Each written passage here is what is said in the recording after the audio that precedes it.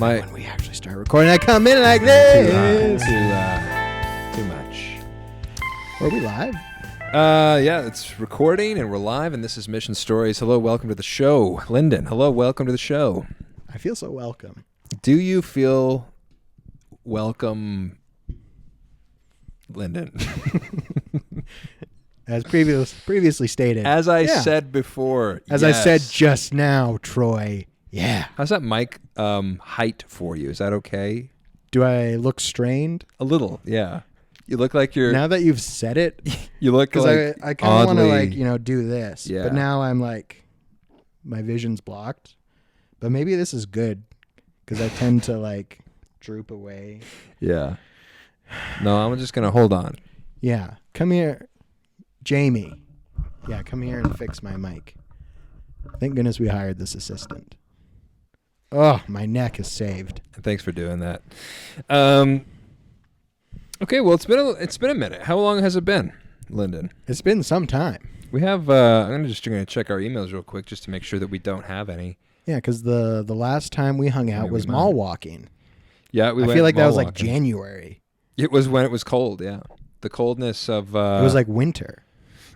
What's this? Oh, I got a speeding ticket and then I paid it, and that's my receipt. Okay, good to know. Oh, Troy, speeding ticket. I got a speeding ticket. Where'd you get a speeding ticket? This one was just on McLeod Trail, and it was a little late at night, and the roads were very clear, and I believe I was going 70 and a 50. You took some liberties.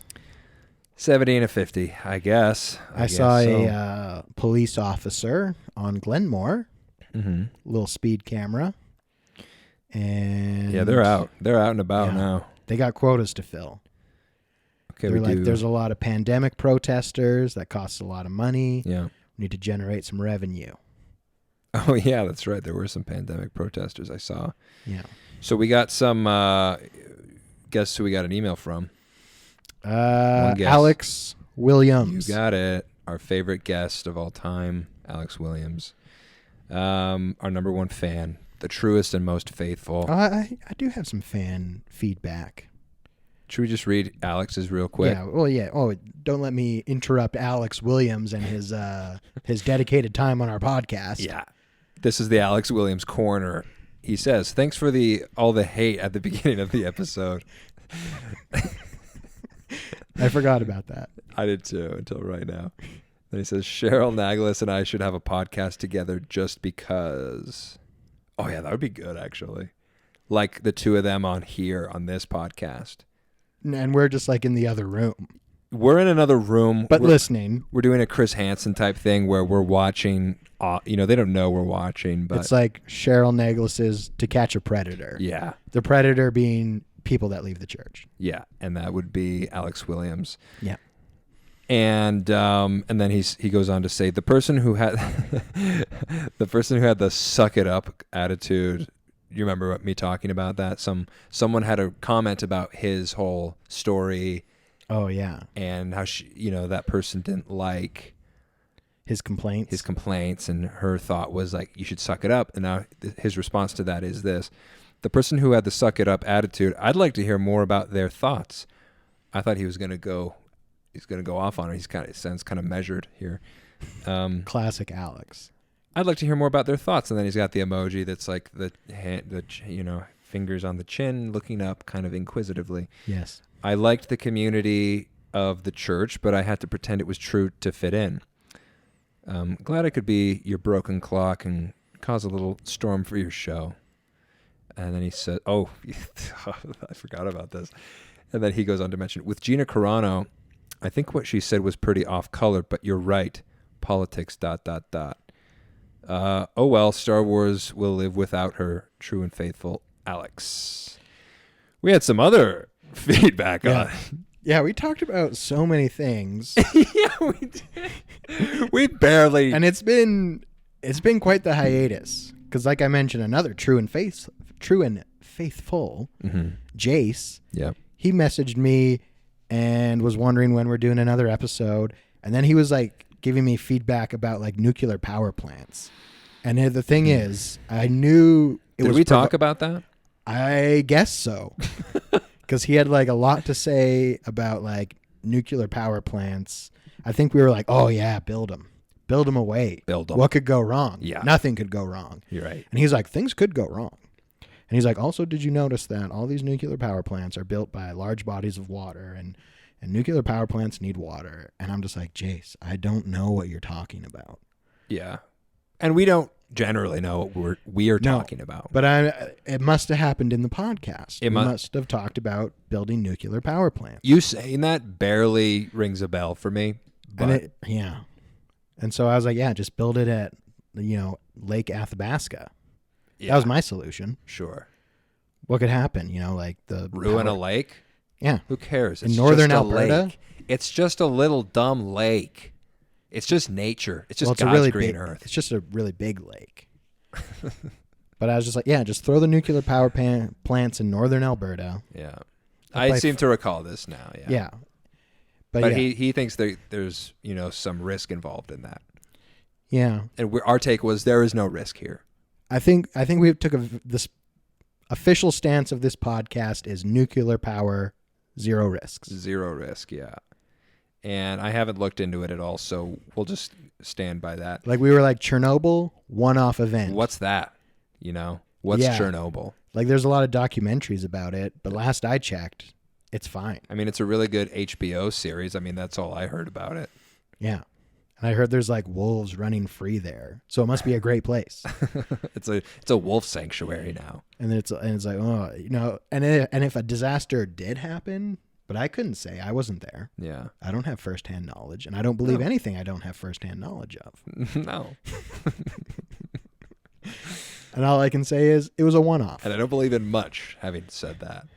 And I try not to experience a lot of things firsthand. I believe in peanut butter sandwiches because I know those really well. And that's about it. So, yeah. We had some other feedback on these. I feel almost foolish now having posted this just because I don't really like I don't like negative feedback. I love it. I don't like when people are mad at me. And they're, and when they get mad at things that I say or post or whatever. We put Okay. Gina Carano's. Here's the thing. Oh, yeah. We do a podcast. We talk about a handful of things. I choose one of the things we talked about. That's the picture. Post Do you pick it. the most clickbaity thing? Maybe. Yeah. Okay. Possibly. Or do I pick the prettiest face of the thing we talked about? I don't know. Hard to say. Anyway, so I chose Gina Carano, and I posted that on our Instagram. And then, boy, oh boy, some people had some thoughts and opinions about Gina Carano, Of course. which is fair. And But yet- also, I felt personally attacked Why? because I posted that picture, Yes. and that people didn't like that picture. I don't because think, of did they Gina have a Carano. problem with the post or the picture, or do they just have a problem with her? Mostly Gina Carano and her. But you love her so much that you take it personally.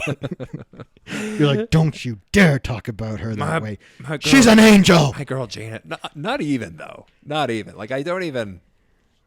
It's just sort of the irrational feeling of like, someone didn't like what I posted. And then you have to fight the urge to. Well, I don't think they had a problem with the post. Sure they did. Well, maybe not. If I remember, it was just an opportunity to virtue signal. Yeah.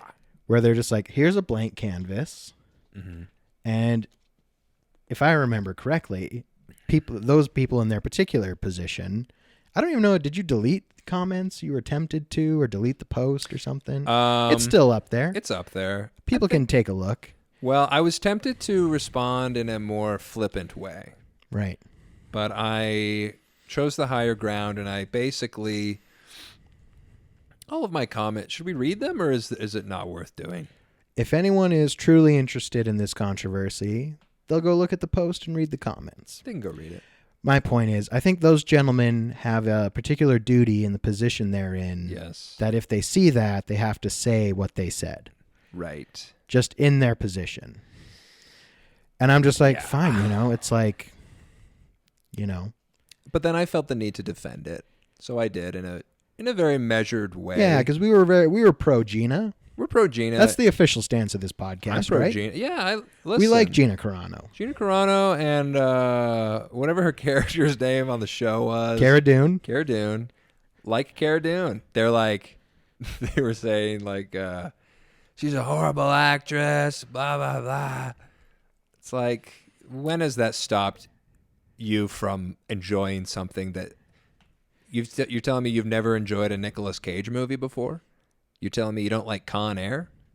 You like Con Air, right? He's had some good performances as an actor. He has.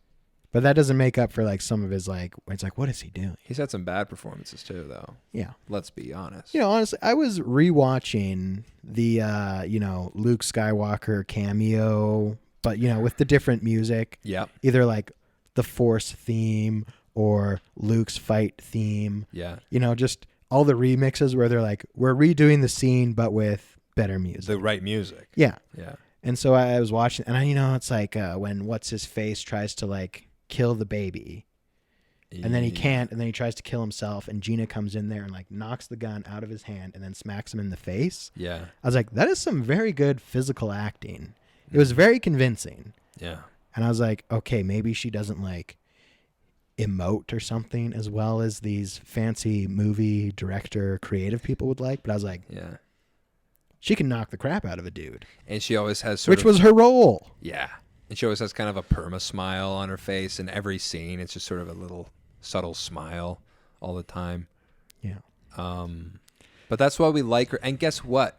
Guess who else kind of sucked at acting? Friggin' Luke Skywalker in the first Star Wars film. The main character. He was just having a go at it. Yeah, they all were. Listen, it's operatic, but it's not opera, Yeah. Anyway, so we, if you want to go read that, it's there, but I think I've sufficiently, maybe that's why it's been so long since we recorded, because I was just like, you know what? You're like, I'm done with this. I kind of had that thought. No. I had the thought in my head. I was like, what am I doing? I don't want to get yelled at. Yeah, where, I take, it's like Alex Williams said. It's like, what she said was off color. Yeah. But it was whatever. She let her keep acting, I say. Yeah, there's a lot to it. But yeah. The haters of Gina Carano made themselves known on our Instagram. And it's like, okay, thank you for that. I bet you're like, and as I said, I was like, Troy, you can't take it personally. Mm-hmm. These people don't listen to the podcast probably. Yeah. They just see pictures and they need to say what they need to say. Yeah. I think one of them listens. I think the other definitely does not. Anyway, I'm tired. I'll say you're like, anyways, I'm upset now and I'm in a bad mood. I've gotten myself back into that mental I'm a little space. worked up right now. Lyndon, vamp for an hour. I gotta go cry. You're like, I need to head back to Banff. I got more thinking I gotta do. I really need to look at a mountain right now to center myself. I need a beaver tail and a look at a mountain. I really need to think about my place in this universe right now. Yeah. I'm like, yeah, okay, I'll take over. I'll tell some stories. Like, so one time my dad... Back on the farm, there were no laws.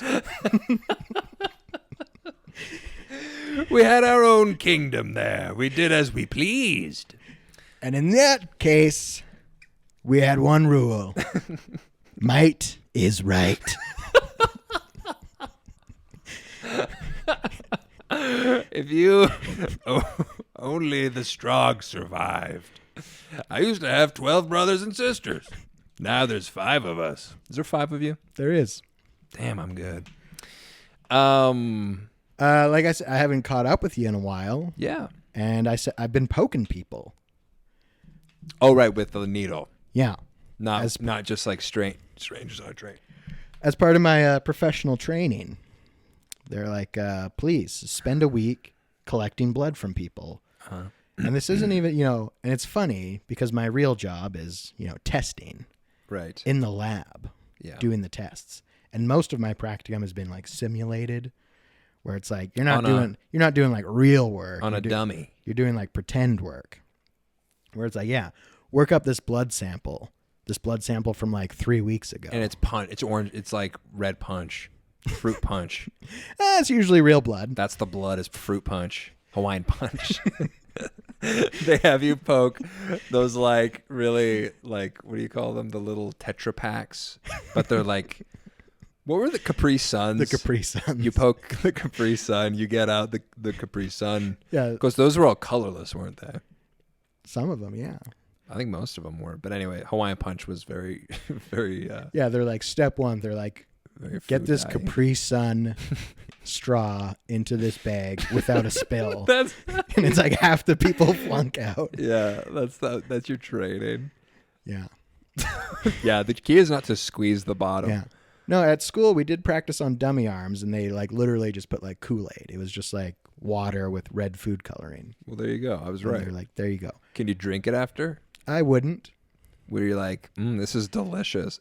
That's like an instant fail if they catch you drinking the fake blood. They would fail you for that. Were they really? Yes. I'm like, I was surprised. like really? What? Like cracking open the tube and having a little sip. They're like absolutely not. It's called mouth pipetting. Haven't you heard of it? Yeah. I said that like an Irish man. Haven't you heard of it? Anyways, this was my story for you that I wanted you to see. Oh, yes, please. So, of course, I always go in there and I'm like, oh, hey, I'm Lyndon and I'm a student. Yeah. Is it okay if I draw your blood? And they're just like, okay, just hopefully you do a good job. And I'm like, yeah, I do all right. Then I'm just like, hey-ya, and stabbing them with needles. But then this one guy rolls up and he's like, I think he was like 85. On oxygen, so he's wearing like a face shield because he has to have his oxygen. So he needs all the blood he can. He can't even wear a mask. And we go in and we check him. He doesn't even have veins in his arms we can go after. He doesn't even have blood anymore. Yeah, like he was like a walking corpse. He's just got the Kool-Aid powder. Yeah, and so then like my little like kind of preceptor lady's like, oh, it looks like we can get a vein in his hand, which means you have to use a butterfly needle, which are the small little delicate needles. She's like, do you want to try? And I'm like, I wasn't even allowed to use butterfly needles in school. I was like, I am not. After a very unfortunate incident with butterfly needles, which I will not get into here. I was like, suffice it to say, we used to be able to use butterfly needles until I got... I'm not allowed to be around children. That's... Anyway. And then I kept sneaking around with my butterfly needles, being like, here's a butterfly kiss for you. And now they took away all the butterfly needles. And I'd sort of handle it like a butterfly knife, sort of like doing the tricks with it. Yeah. But I wasn't apparently allowed to do that. So they're just like, do you want to try? And I was like, there is no way that my first attempt at a hand collection with a butterfly needle is going to be on this guy that's like almost dead. Yeah. I was like, there is no way. And then the next guy that shows up is 82 years old. And he's just like, come get it, son. There's a great pump here. He was literally like the 82-year-old Josh Brolin. Whoa. He's like 82 years old. Like, I have his information. This guy's just like jacked. He's jacked? Yeah, he's just like this big, solid built man. Damn. And he's like, go for it. And it's just like, he just had like the most beautiful, strongest vein I've ever seen. And then I kept looking at him and be like, you're a beautiful man. I was like, is this Josh Brolin? Did he look like Josh Brolin? He looked like Josh Brolin. Was he short or tall? He was tall. He's a tall, because Josh Brolin is famously short. Really? He's quite short, yeah. I haven't really seen him. Hey, Josh Brolin? Yeah, he's short. He's a shorty. How short is he?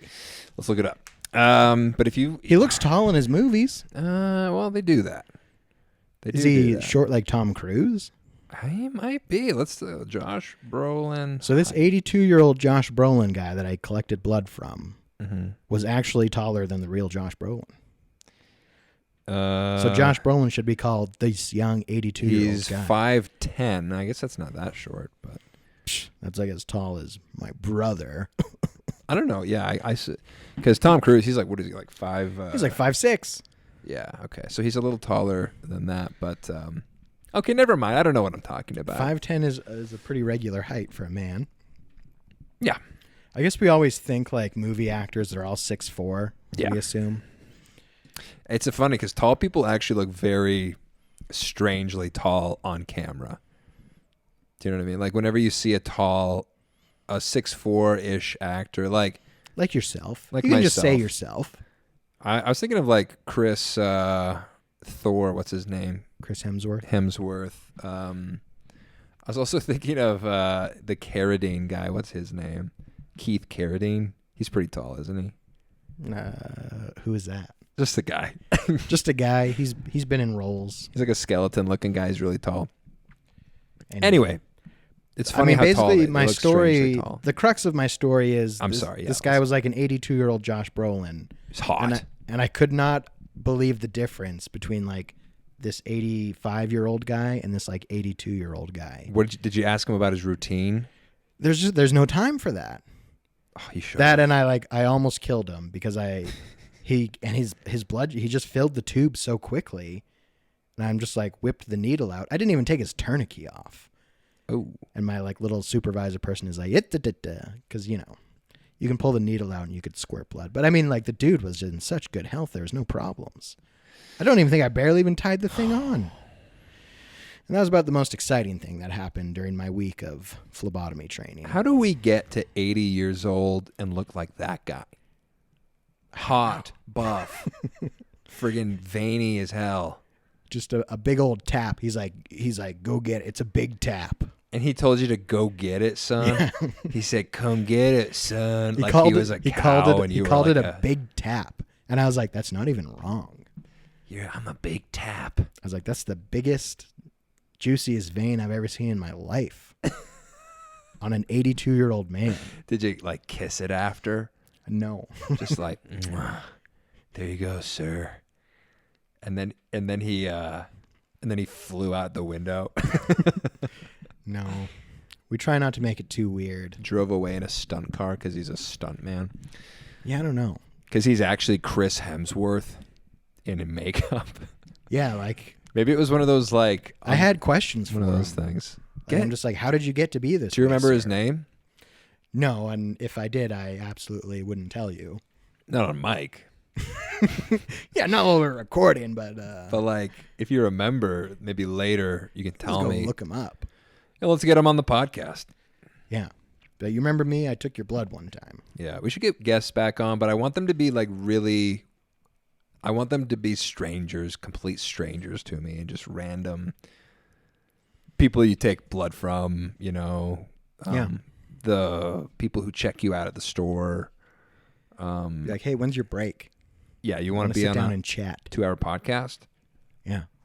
We'll talk about... Yeah, what are you doing on Saturday? Yeah, Saturday at 7. What's up? Like, I'm just like, sir, I'm here to take your blood. Also, I have a podcast. And we have a lot of questions about how you got to be the way you are. Yeah. And we'd like you to mentor us. This is a physical fitness podcast, kind of. We actually talked about working out one time. We did. And we were like, should we become a fitness podcast? And then we didn't. And then we didn't become a fitness podcast. But I think it's time to roll back. I mean, we did. Last time we saw each other, we were walking around at the mall quite a bit. Working on our fitness. Yeah. And we need to do that again. We were the fastest walkers in the mall. Oh, by a long shot. Who passed us? 0 people. No one. How many people did we pass? Hundreds. Literally hundreds of people. The same people several times, too. Yeah, they got lapped. Yeah. We're athletes. Okay, so you got that one guy. I wonder if I'd have any fun stories for you. You mentioned I went to Banff today. I did. I drove to Banff. Soul searching. And I was solo soul searching. And solo soul searching in the outdoor churching, Yeah. And it was a beautiful day. And every mountain is a temple. And I took some, and that's where Moses went. And that's what I was thinking, right? Like, I want to get some commandments from God. And I want to go to the top of a mountain to get them. Up on Sulphur Mountain. Yeah. I didn't go to the top, but I took a picture of the top, and I think that counts. Do you think it counts? Why not? Why not indeed? Did you achieve your objectives? Yeah, I got some good ideas. Because here's the thing, Lyndon, and maybe I'll share this with you. This is sort of the epiphany, one of the epiphanies I came across. I'm about to pay off my debt, all of the debt I have in the whole world, very soon, within the next 2 months. I'll be completely debt-free. And this has been a years-long process, and it's been a long and arduous... Now I know who to go asking for a loan in 2 months. Ask me. Ask me. I'll loan you $100. I'll lend you $100,000. And with a prime plus 1. Prime plus 50. Because I need the cash. Because I can't afford that loan. I can't. Because I'll have to loan it from someone else. And they'll be charging me a lot, too. Because I will be taking it from my credit card. Cash back. Yeah. 20% down. 20 plus 1. So I'm making a profit. Anyways, so you're trying to flex on this great financial accomplishment. Yeah. Your and year-long struggle. Years long, Lyndon. Years long. I don't want to make it seem like I'm just like dancing my way out of debt. No. I got myself into massive amounts of credit card debt, and then I got out, and then I got out of my school debts, and now I'm down to the last $4,000, and it's going to be paid in the next 2 months, Lyndon. And I'm flexing, and my veins are popping out of my financial neck. You know what I'm saying? You have tossed off the chains of debt. Indentured servitude. You have thrown those chains off, and I'm here to catch them and put them on me. Catch them and put them on, baby. I want more debt, please. But the thing is that now I really begin. I mean, I've been happy to sort of look forward to this day where I lose my debt, but there's been something about having debt that gives you a really clear focus, does it not? Because it's like, where does your money go to? What's your main goal? You have one goal: get out of debt. And as you focus on that for years and years, and it's like that's the top of the mountain. Now that, Banff, mountains, great, it all fits. Now that I'm at the top of that mountain, I'm like, I was kind of worried because I was like, what do I do now? Because you're at the tippy top of the mountain, but you're not even halfway there. And now that I'm not even halfway there, I do realize that there is an even higher top. It was a false peak. It was a false peak. Now I see the real peak, or maybe it's another false peak. You can't tell till you get there. But I got to get there to find out. And it's basically that this next chapter of my life is just beginning, Lyndon, and it's the chapter where I do whatever the hell I want. And maybe you could even say that I've been doing that chapter already. But we're about to kick it into high gear. If you think I was in that chapter, you don't even know. You were dead wrong. Because now if you think that's me going wild, you haven't even seen the half of it. That was me conservatively living life. No, but it is going to be. I know, like I keep telling you, like, Troy, buy some guns. Oh yeah. And you're like, no, I can't buy guns till I'm out of debt. Not till I'm out of debt. I'm like. So I am gonna buy. Now that you say that, I will buy some guns. But you want to hear what else I'm gonna buy? A condo. Sports car. No. Stop. Don't say no. No. That's my goal. To buy a sports car. Like immediately? Not immediately. No, I want you to buy a truck. Oh yeah, I do need to buy a truck. A sporty truck. Well, that's part of another one of my goals. Actually, is I'm gonna be buying. I'm gonna be selling. I'm getting back on the buy sell train. Day trading? Not day trading. Well, I will be day trading, but it'll be nothing but Wall Street bets. It'll be just stuff, just hats. I loved your hat business. Hats and just stuff, couches. You got to partner up with Jasmine. Is she into the selling hats? Yeah, she wants to become some sort of reselling, merchandising, marketeer. Sure. And I'm just like, what? And she's like, why don't you ever believe in my dreams? I love it. That's a great dream. Jasmine, I think that's a great dream. I honestly do think that. Because guess what the overhead is? Pretty much nothing. Well, there's storage problems. Yeah, you got a place to live, don't you? Yeah. Sleep on the storage stuff. Sleep on your product. Take boxes of hats made in China. Throw a sheet on top of that. That's your bed.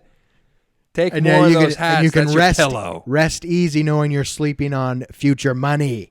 That's money. You could sell your bed. That's profit. It's pure I'm like the Gary V of Mormon podcasts now. Yeah, no, I think that's a great idea. I like it. Here's the thing. Jasmine will love to hear it. You have to keep it simple, though. I will say this. You have to keep it simple. Keep your overhead down. As much free stuff as you can get from people, that's what you should be selling, because That's her goal. That's infinite profit right there. Yeah. We need a truck. You need I do need a truck, too. But my plan is to get, like, people are giving couches away. I'm going to go pick them up. I'm going to sell them for any amount of money, and it's a profit. Minus, gas and time. No. Yeah. Yes. Minus, the opportunity no. cost that you could have been working another job. No, but here's the thing. But yeah, there's potential for profits. My opportunity cost is like, what, playing video games? I could be playing video games right now. Oh, but instead I'm making money. Okay. This is me nodding my head. I'm nodding my head, Yeah. but you can't hear that. I could hear, the wind rushing of, your head nodding. So I'm going to do, I'm going to buy and sell just junk, but I'm also going to make, and this is the exciting thing, a business wherein I make videos for other businesses. You've been talking about it. I've been talking about that for years now. It's finally going to happen. I don't know if it's this year, but sure, we can make it this year. But I have a good strategy for it, I think. Hey, you made a video for Alberta Theatre, didn't you? Did I do that? I don't seem to recall. I remember there being a video at an Alberta Theatre project. Oh, that's right. Did I you was not in a make play. it? Did you not make that I didn't video? make that, no. Oh, you were just in it. I was just in it, yeah. You led me to believe that you made it. I never led you to believe any of that. I was led to believe. No. The guy who made it, though, I remember looking at him and thinking, I could do this much better. And I believe that. And I believe it to the point that I thought you did make it. And it was funny to see me in that video, wasn't it? No. You didn't think it was funny? You weren't well, like, no, wasn't it funny because you were like, oh, weren't look, you playing like I a was potential rapist or something? I was a rapist, yeah. Yeah. And it was acting. No, I wasn't the rape. I was a kidnapper. I was a henchman. I was a thug to a rapist. There's a difference. A big one. You were one step removed. I worked for a rapist in that fictional scene as part of an Alberta Theatre Project's project play. So you're saying that you aren't a henchman or a rapist. Nor have I ever been. That was just a work of fiction. Nor have I ever been, Lyndon. Nor do I have any plans to be. Okay, well, at this time. Well, I was pretty immersed in that play. No, but I did a good job, though, right? Yeah. So to give you the play full a henchman context, very well. Yeah, there was a play, and I was in a video in it, and uncredited, unfortunately. Uncredited, and yeah, it's fine. And I got over it. I got over a lot of things involved with that particular thing. I apologize for bringing it up. And how dare you bring that up? Well, I just thought you made the video. I thought you were in it and you made it. So anyway, my business is going to be that I make videos for other people's businesses. And like Saul Goodman Productions? Kind of, yeah. Like we'll make ads, but also it's going to be... You're not selling the airtime. I'm not selling the airtime, not yet. I think I need to focus on the actual, just the producing the content, the videos for it. But I'm going to... This is what it is, basically. You have a business. Let's say you mow lawns. Say I take blood from people. Let's say you take blood from people. And that's your professionally. business. For personal use. And personal, undisclosed use. And you don't have to tell anyone, and it's fine. But I need to advertise so I can get more blood. But even before you advertise, yes, you need to advertise. But like, let's say people stumble across your page, your website, your page, what have you. And maybe that you have a stock image of a needle, and maybe you have a stock image of blood, a pool of blood. And a picture of me saying, I want your blood. Maybe you don't even have a picture of you. This is where I come in and I say, we can make this better. We can do better than this. Here's what we're going to do. We're going to have a video of you kind of like taking the blood. It's going to be you sort of being nice to people, the environment wherein your business takes place. These are simple things, right? And we don't show them when I go around the corner and slurp it back. No, we did not show you. We don't show you drinking the blood. Mouth pipetting it. Yeah, we don't show you slurping on people's blood like a vampire, like famous vampire Jacob.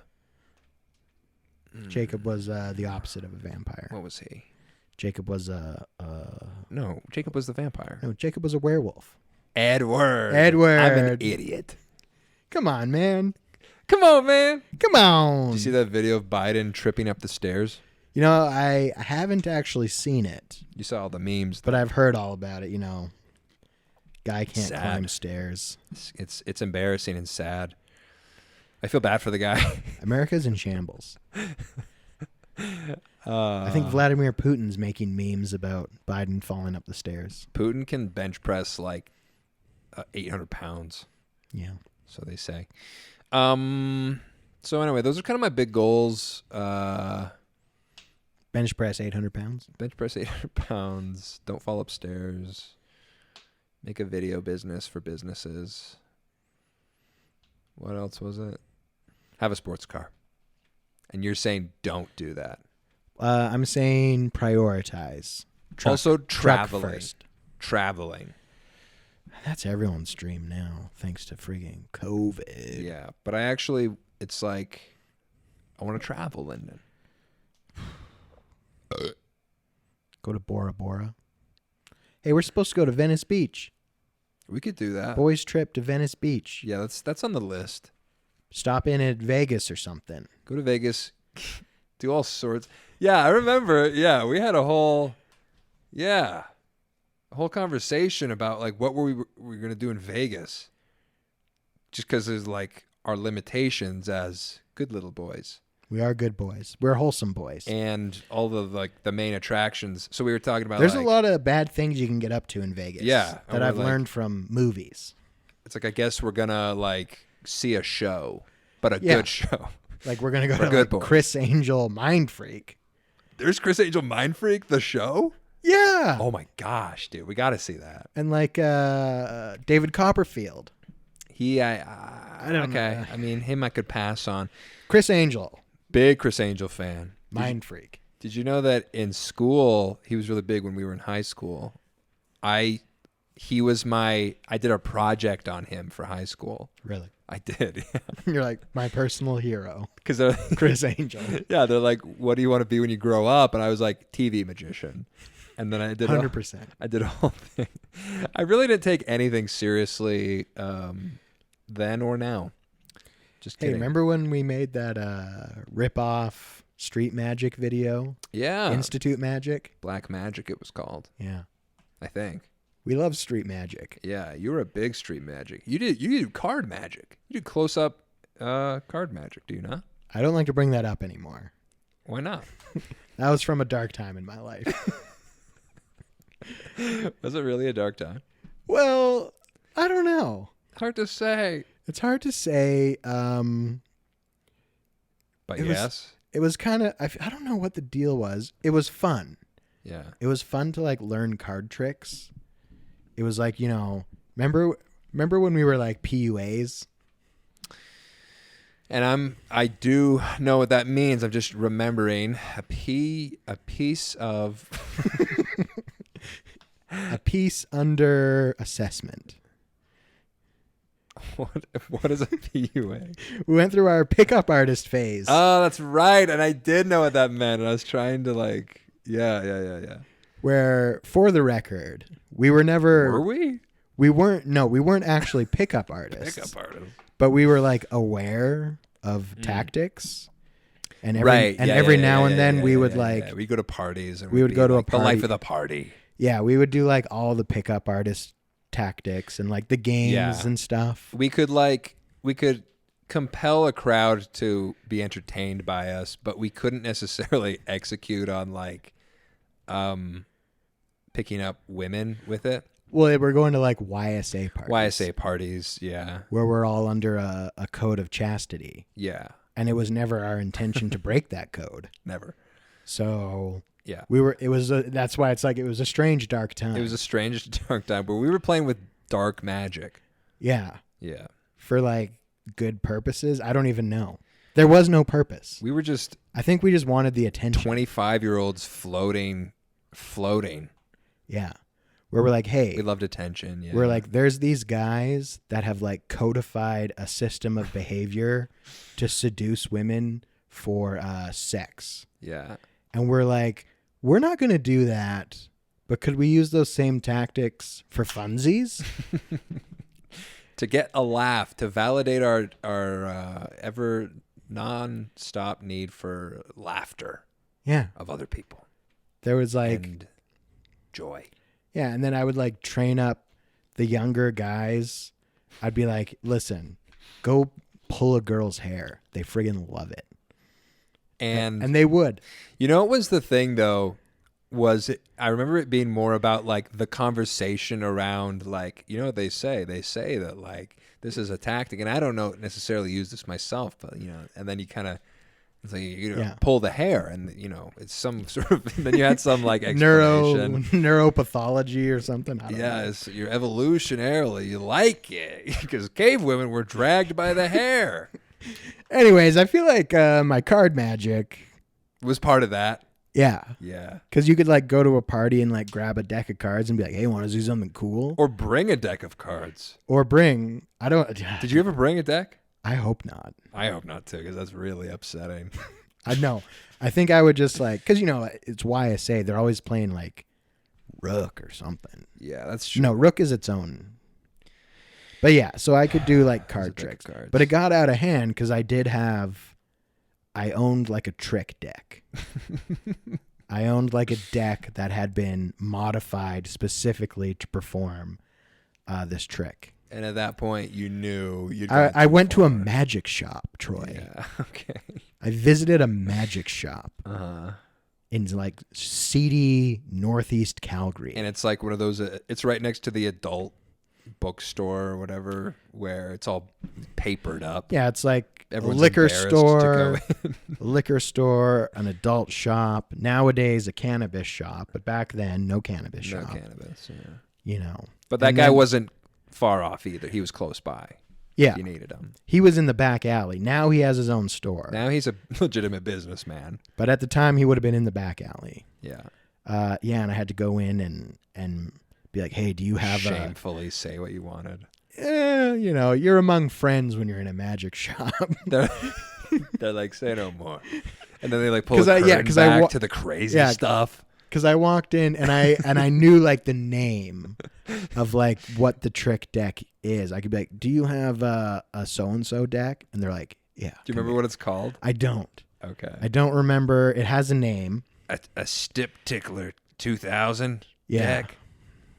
And they're like, what? It was like I might have been like a rough back set. Like it might have been like, hey, you got a rough back deck? They're like, yeah, they're just over here. Yeah. And I'm like, hey, thanks. We're full stock. You're our only customer. Yeah, it's like, hey, do you have a rough back deck that's designed specifically for doing one particular trick? And he's like, yeah, of course we do. Of course we have that. What do you think this is? Do you think this is an amateur magic shop? He's like, yeah, we have a rough back deck. What do you think this is the adult store? Of course we have that. No, the adult store is connected through the back door there. Yeah, there's a curtain. They go through that curtain, then you know. We're the same shop. Yeah. You go over there, it's empty, and then he like walks over. He owns that. Yeah. Too. So I still own that deck.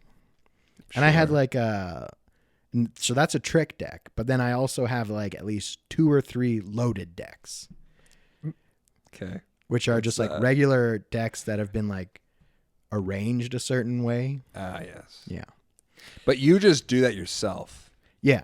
It's not as though Like I had like and they're color coded. Like if you ever see me pull out my green deck, it's loaded in some mathematical way for me to pull off some trick. Katie, do you know still how to do these things?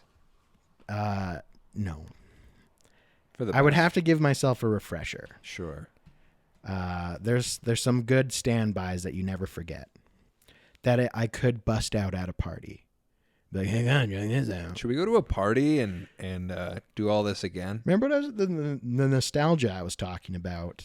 Where I was like, remember at the Institute where we used to hang out with the gang? Yeah. Whatever happened to those guys? Yeah, they're all. I don't know what they're doing. I know. It's like That's the shame of it. you know. That's my shame. I don't know. I don't And I keep was up like, with people. It's like it's like I'm a married man. I don't go to parties. Should we get them all on the podcast? Yeah. And we call. Of course, some of them refuse to be on the podcast. One of them, Michael. Say his Whatever happened to that? I heard he went to jail on drug charges.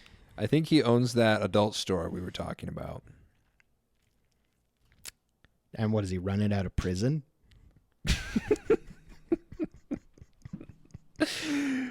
He must. He 'Cause operates it virtually. There's like a computer set up. He runs the Magic / adult store.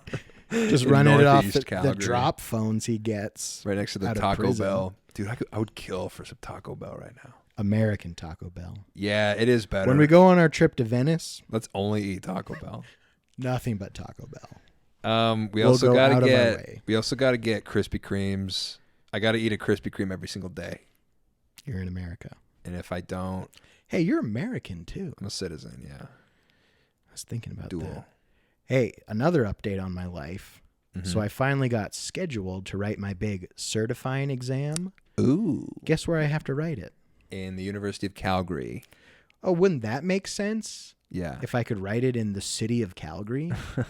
No? Oh, no places to write it in Calgary? Maybe I have to go to Edmonton? Are you kidding me? No, I have to go to Vancouver. What? Yeah. Are you kidding me? I'm writing my exam in Vancouver. What? Yeah, it's quite the scandal. That is a scandal. There's no places to write it in Calgary or Edmonton. That's insane. It's like if someone finds a spot, they're like, I won the lottery. So, you know, where are their spots? Vancouver or Saskatoon. And you're choosing Vancouver. Yeah. Well, here's my thoughts. Let me tell you. This will lead back to America soon enough. But I just got to get you updated. Okay. I was like, well, you know, it's in June.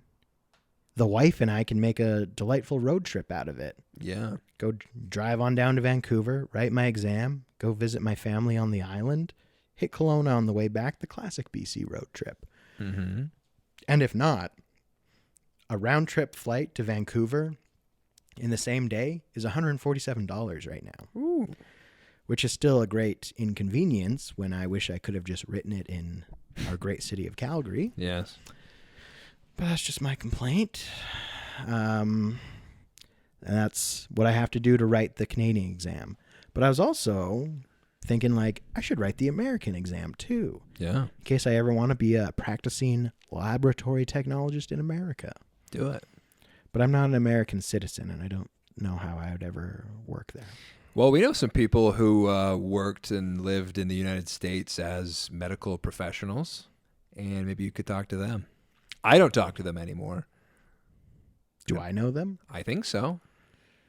Our good friend,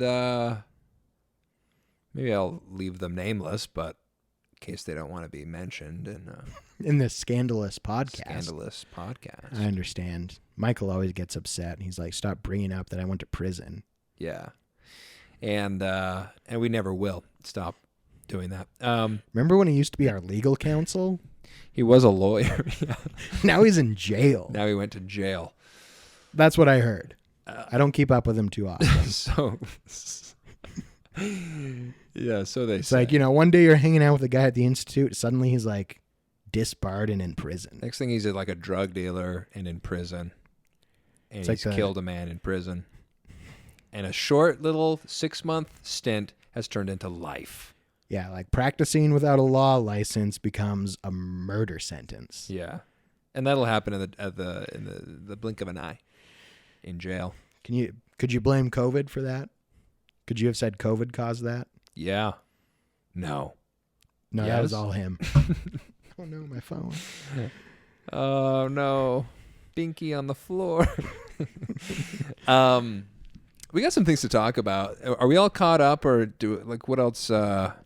I feel like we've been at it for like an hour, and Yeah, we're just like getting caught up on life. let me see. Let's. Where I'm like, I've got to this, write my exam in Vancouver, and I poked people for a little bit. I poked people. I had 5 days of sticking needles in people. Well, yeah, we're 50 minutes in. We've kind of talked about not a whole lot, but we do your trip to the mountains and how you recentered yourself. Yeah, it was a nice trip. You got to do it every so often. I got some nice pictures. I'll post them on my own. Oh, yeah, you've been on a Instagram spree. I have been. Yeah, I've been posting. I'm getting kind of sick of all the pictures of Hawaii. Are you really? Yeah. Hawaii? You're sick of Hawaii? Well, it's a mixture of refreshing. When most people are like, here's a picture of Hawaii, it's like a mountain like from Lost. You know, it's like the set of Lost. Uh-huh. It's just like a jungle mountain. Yeah. But yours is like the real Hawaii. It's it's like a cityscape with a mountain in the background. Yeah. Or it's like promotional video for like the Hilton. Yeah. It's like you have a picture of like this big like hotel on the beach. And I'm just like, and it's like, oh, it's like what Hawaii really looks like. Not the set of Lost. Not the set of Lost, yeah. The best part is all the sort of gritty, grimy 70s, 80s, Waikiki, Honolulu, all that stuff. I love that Hawaii. It's so... One time when we were... The last time I was there, which is where all those pictures are from, basically, is 2019. And... Pre-COVID. My dad and I were just, like, waiting for my... Mom was in some store. My dad and I were on the sidewalk, and these maintenance men were... they were checking the sewers, I guess, and so they were taking the manhole off the ground. And as soon as they take the manhole off, the manhole, these cockroaches, hundreds and hundreds of cockroaches, like crawled out of those hole, and there's one that was crawling at a very good speed right towards us.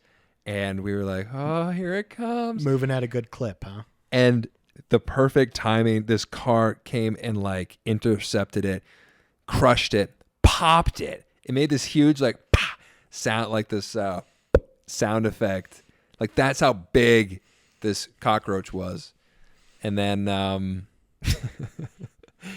and then there was, I forget the setup of how it happened, but like some leaves were blown up by these guys, and my dad thought it was a cockroach, and he was like, ah.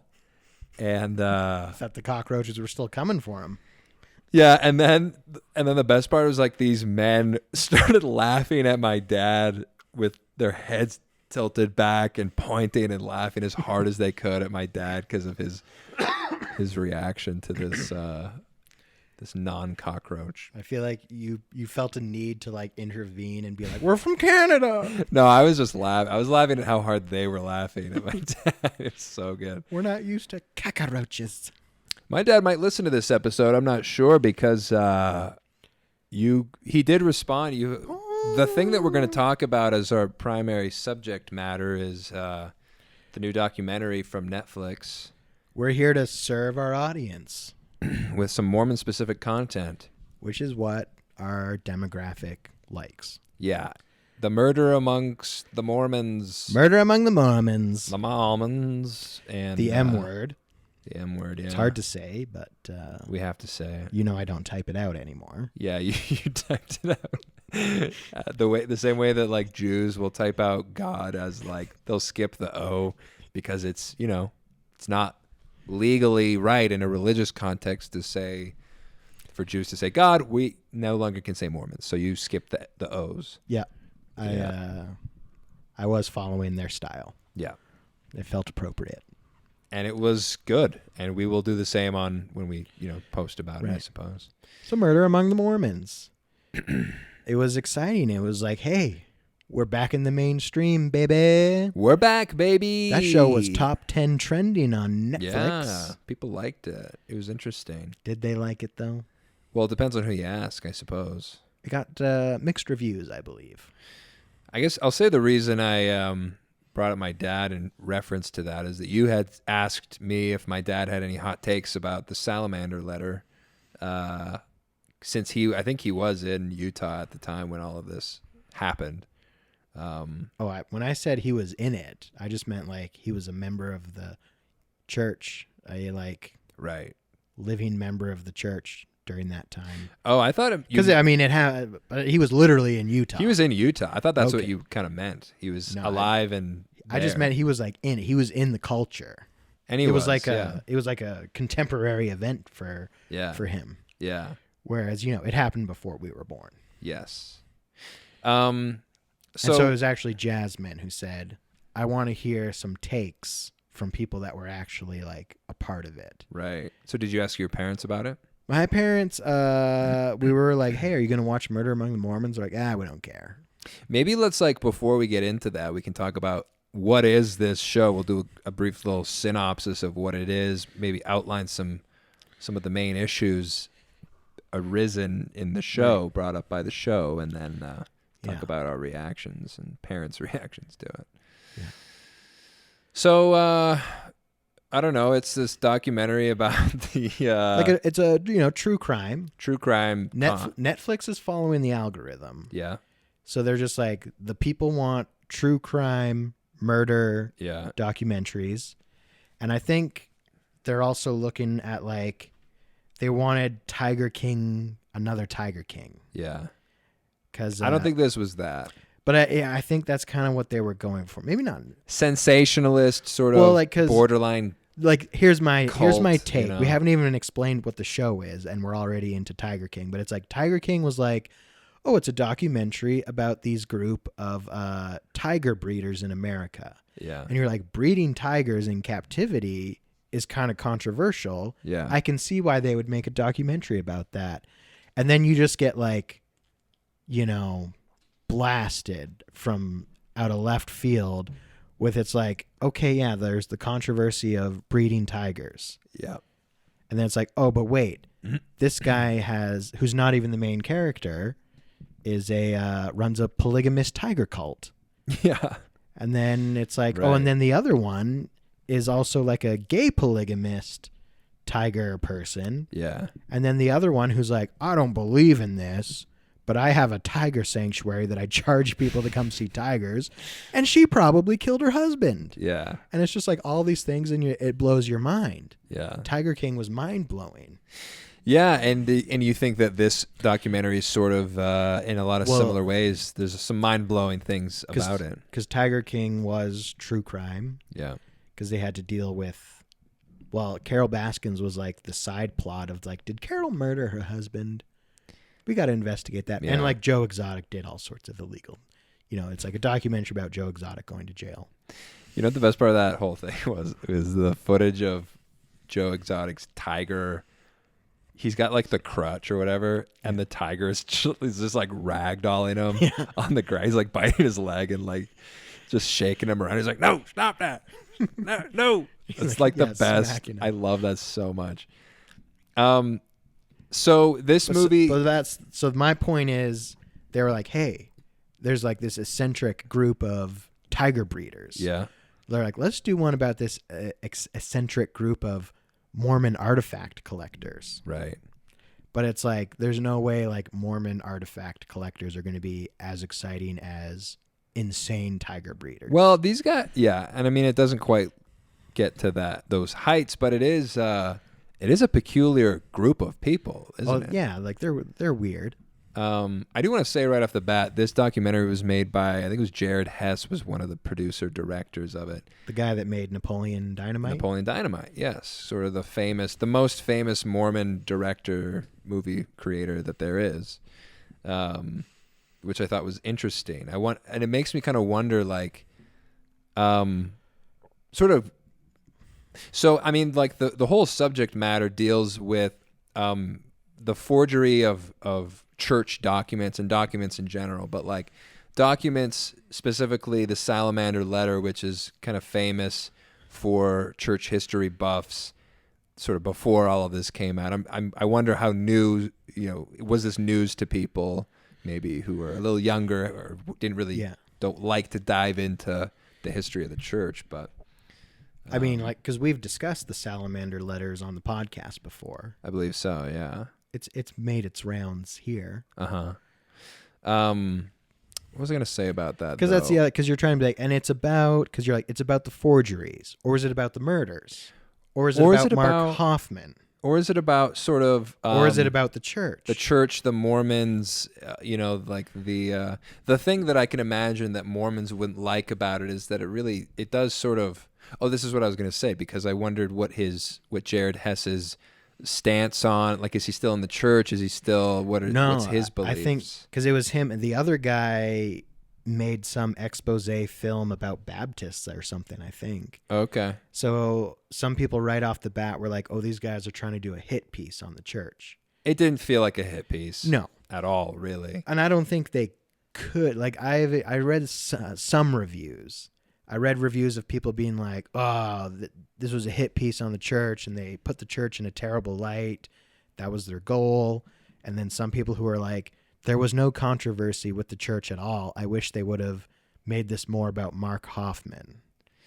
And in fact, and I will say this, I thought it was interesting. I didn't hear about the show. My brother-in-law, not a member of the church, future member of the church, if tithing ever gets canceled. Okay. Brian doesn't listen to the podcast, but I'm sure it'll get to him. It's my prediction. He told me he'd join the church if there was no tithing. Why doesn't he just not pay tithing? I suggested that to him. Just don't do it. I was like, get baptized, don't pay tithing. I was like, I don't. Sure. Jasmine does, and we have joint finances. So you're covered. Yeah. So I do pay tithing, but I don't. Jasmine does. And listen, there's a lot of people that don't pay tithing. Point is, he was like, hey, what's this Murder Among the Mormons show? Yeah. And it actually gave Jasmine anxiety.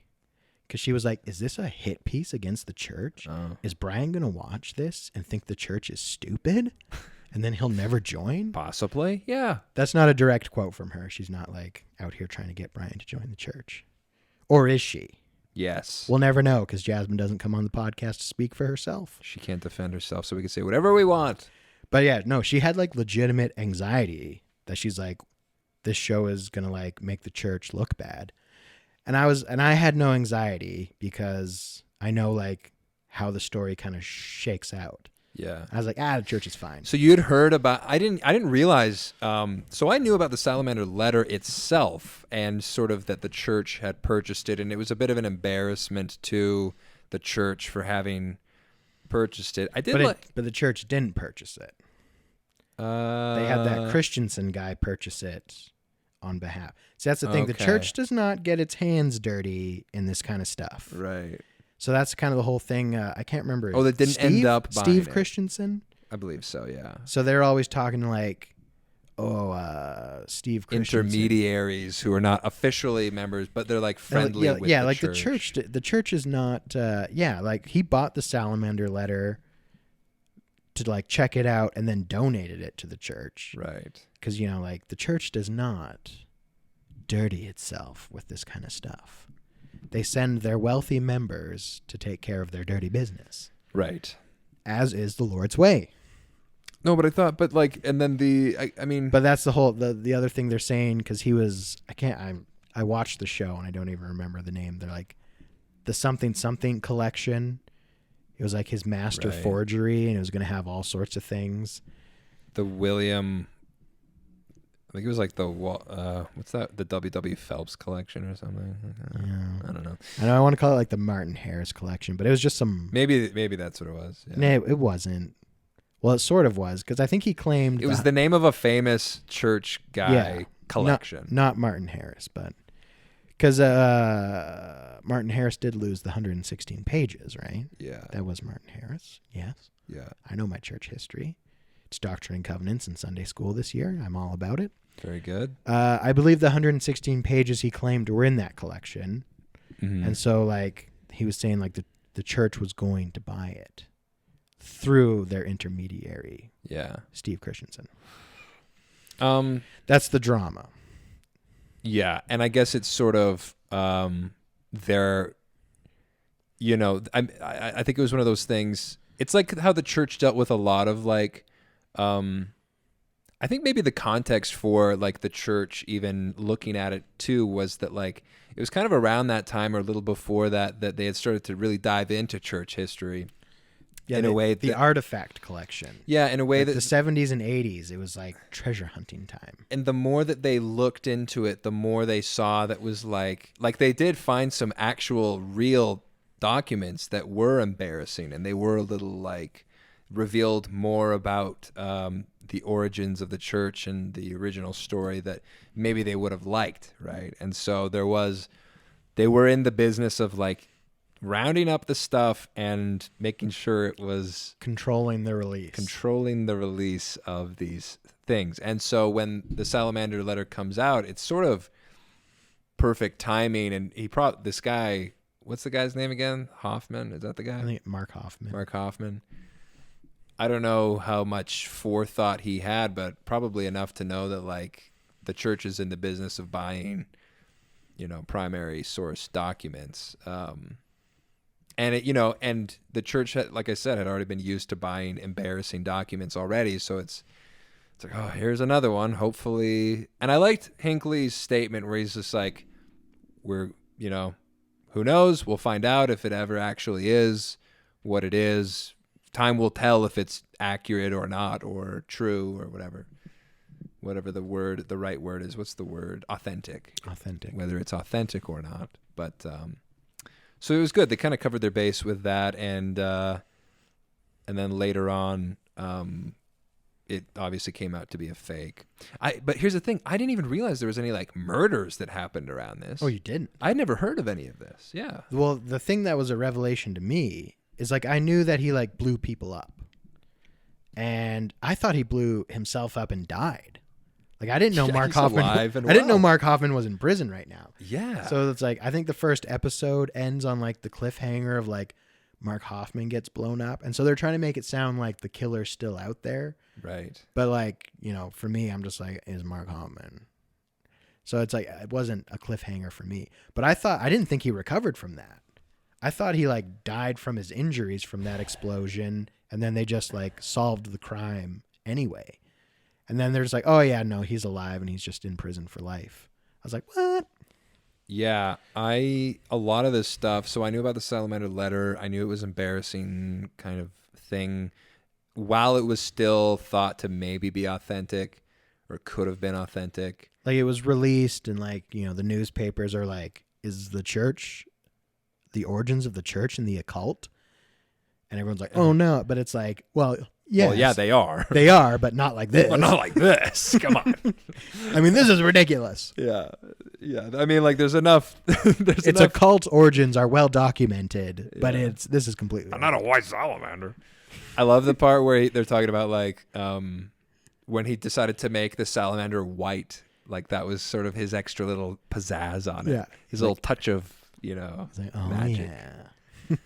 Originally, it was just going to be a toad, I think he said, but then he's like, "No, let's make it like a white salamander, like a glowing white salamander."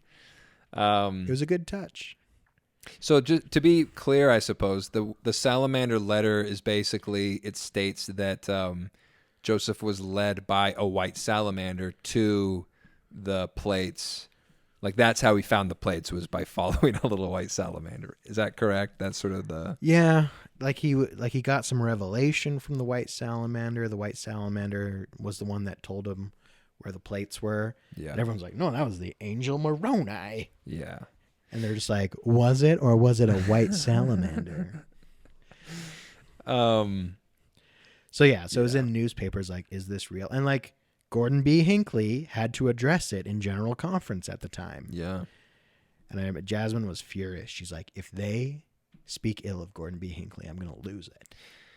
Now, maybe this is a good time to get into, I asked my dad, what he thought about it at your suggestion, and it sounds like you asked yours. My dad sent a little statement, which I can read. The only thing I got out of my parents was basically that I didn't ask for their firsthand account.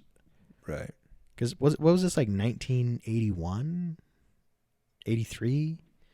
I don't recall. Early 80s. Yeah. So I don't even know if my dad had joined the church at the time.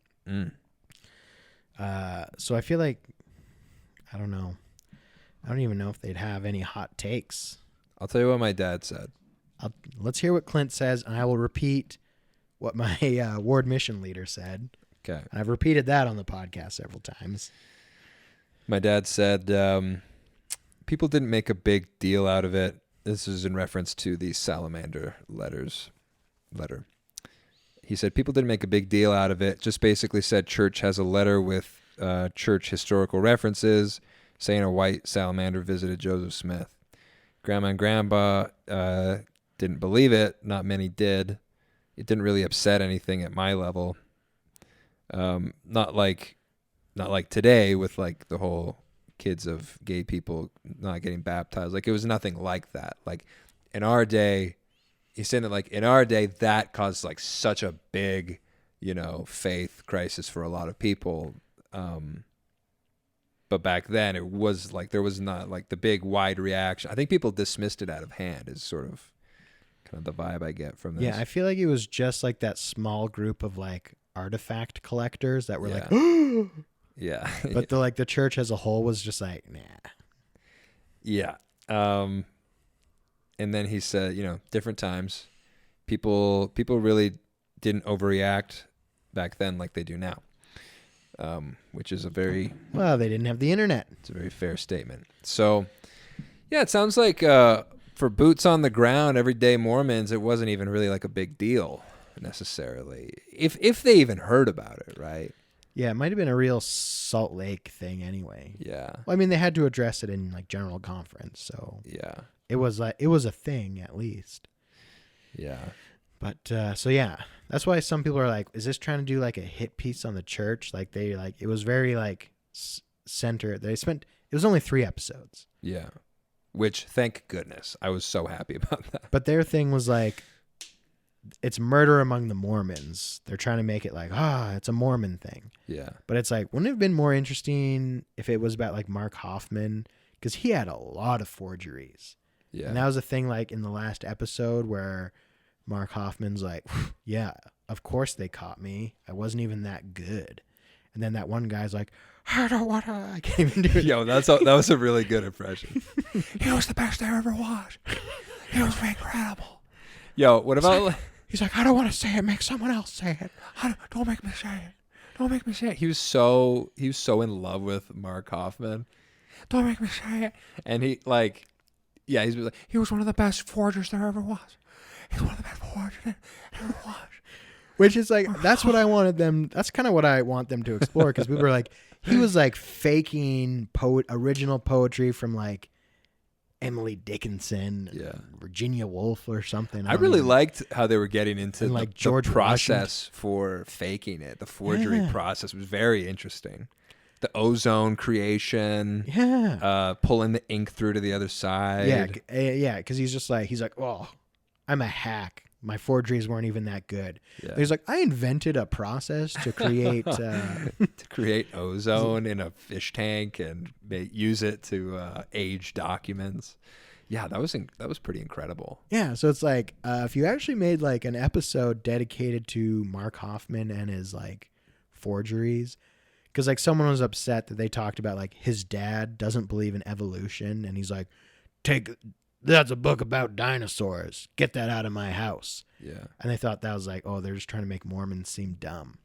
And I'm like, first of all, they're not lying. No. It's 100% factual that there are members of the church that don't believe in dinosaurs or evolution. Yeah. So it's like the fact that they mention the fact that Brother Hoffman won't have books about dinosaurs in his home. They're like, oh, they're just trying to make Mormons look stupid. Well, it's like you don't have to try this. It's like, oh, that is dumb. You know what I mean? Like, members of the church have all sorts of crazy ideas, especially in Utah. yeah. And so simple, and especially back then, it's like we've come a little ways forward today, I think, since then. But you could say it was almost like the height of, would you say that it's the peak of like crazy ideas in Mormon culture? 70s, 80s? That we're still sort of like recovering from the heyday of like, don't drink Coke. You're not allowed to drink Coke. And, there ain't no dinosaurs and that, I think, that sort of thing. And collecting Mormon artifacts. That was probably pretty close to the heyday. I think it was. Because after that... Then I feel like the internet comes around and the internet starts to like level things out. Because more information is more widely available. This stuff is harder to keep secret. More people know more stuff. Now we're sort of in this time, I think, where... Because it's like the stuff came out in like the 90s, right? A lot of the stuff. And then now we've had time to sort of let it sit with us and see how we feel about it. And a lot of people leave the church when they find out about this stuff. I wish less people would leave the church after they find out about these things. Yeah. I think there's, like we've said many, many times, there's a place for the person who acknowledges all the strangeness, but also sees the value in the church and the doctrines and the values and everything. Yeah. But yeah, I think that was the heyday. I loved the Miami Vice, but not the Utah Vice. The Utah Vice of like, you could tell that was like where Jared Hess, the filmmaker, was coming out with like those scenes. I mean, they had to go buy that vehicle. I wonder if this would have been better as a movie, straight up. But like, I like that it was an interesting documentary. But truly, I would have loved to see the full movie treatment of this story. Like, it is quite interesting. Yeah. Yeah. So what was the next? There was something else about this. So, issues that it brought up. I guess it was like salamander letters. I guess the church... It wasn't like an issue because it was just like a straight forgery. But for a time, that wasn't known, right? Like, it kind of brought to light this, a topic that we've addressed many times on the podcast, which is like church suppression of source documents that come across as strange or damaging to the official church narrative. And this was a very public bringing to light of like, oh my gosh. Because I think a lot of people were not aware, due to the suppression of a lot of the weird church history stuff. Right. You know what I wonder, actually? This is a thought that just occurred to me. I wonder if like the salamander letter situation was the best thing that could have happened. Like I wonder if it lengthened the amount of time that people disregarded the strange history of the church documents. Right. Because there's anything, if they're just like, Joseph Smith translated the Book of Mormon with a sick looking stone he found in a well. Yeah. With a hat. People would be like, more salamander letter stuff. Right. They're like, more weird forgeries. It's like, nah, that one's real. Because the thing that happened here is that like people were quite concerned, I guess like from my dad and others, I'm sure it sounds like it was kind of nothing, but what does my ward mission leader said? It separated the goats from the sheep. Right. It's like people that wanted to leave the church had an excuse to leave the church. Right. And he's like, good riddance to them. The wheat and the tares. Sure. The wheat weren't bothered. The tares, they blew right out. But yeah, I wonder if there would have been a more early acceptance of like the strange things that came out, if this salamander letter thing had not happened and people had this massive distrust of anything that came out from like, church history documents. But then the reality is just the mild success of that letter got Mark Hoffman. He got too big for his britches. Yeah. Because then he's just like, I'm going to give you a massive collection that, guess, the 116 lost pages, the lost manuscript of the Book of Mormon is in it. What and so it's like, he's probably just loving it that he's like coming up and he's writing the Book of Lehi. But I mean, like, he should have just stuck to that. But he was like, this massive collection. And then it's like, people are like, the church has to be asking questions like, okay, where are you finding this? Yeah, why are only you finding it? And they just have to like kind of trust him that he's just like this all-star of this weird artifact collector group. Yeah. Because it's like, oh, there's like 10 of us. And it's our job to go around collecting artifacts. Yeah. And the church is like, all right, we'll let you have it. And he's just like, oh, by the way, every single missing artifact you've ever wanted, I'll get it to you. Yeah. And they're just like, oh, really? And then he's just like, oh, crap, oh, crap, oh, crap. I can't do this. And now he has to start making bombs to blow people up. Yeah, that's a bit of a jump, isn't it? I don't know where the bomb... So it's like when they started to... he made the bombs because people were like starting to catch on. Was that sort of the idea? Yeah, so I think it was kind of hard to explain. I think because he's a bit of a psychopath, is he just wanted to like blow people up, sort of. But he's saying he was trying to save himself. Yeah. So like he like tells Steve Christensen that he's just like, okay, I got a buyer in New York who has all this stuff, which is just so confusing. Like, how did someone... I can't even get into like this whole artifact thing where it's like, oh yeah, by the way, I've been sitting on a treasure chest full of all your missing artifacts. Yeah. The specificity, like the perfect, like he would go to people and be like, so like, what are you looking for? And they'd be like, I would really, if we could just get like a letter from someone stating XYZ, and he'd be like, huh, interesting. I'll see what I can do. And then he'll come back with that exact thing that they're looking for. And no one questions it. Nobody questions it. They're like, I really wish there was a letter from Lucy Mack Smith. Yeah. Talking about how much she loves the word of wisdom. He's like, oh, you'd like... Oh, you mean this? He just has it. He's like, let me go to my ozone tank. Yeah. He goes and sits in an ozone tank and writes it out. It's like, honey, what do you come for dinner? He's like, I'm busy. I'm in the ozone tank. My fish tank. Yeah. So they're just like, they're like 100%. You're correct, Mark. The church is very interested in finding this 116-page manuscript. Yeah. They're like, if you could deliver that, that'd be great. And he's like, well, I can't because it's not real and I'd have to forge it. And it's like, I've forged like 1-page letters. And now it's like, he's like, now I need to do 116 pages plus all the other stuff he promised. Yeah. So he's just like, there's no way I can deliver this. So I better just blow up Steve Christensen. That was his name, right? Hopefully I'm not getting the guy that Christensen is right. Yeah, because his dad was Mac Christensen, Mr. Mac. Oh, really? You didn't know that? I did not know that. Well, here's a fun fact for you. This is like the folklore. I'm sure this is real.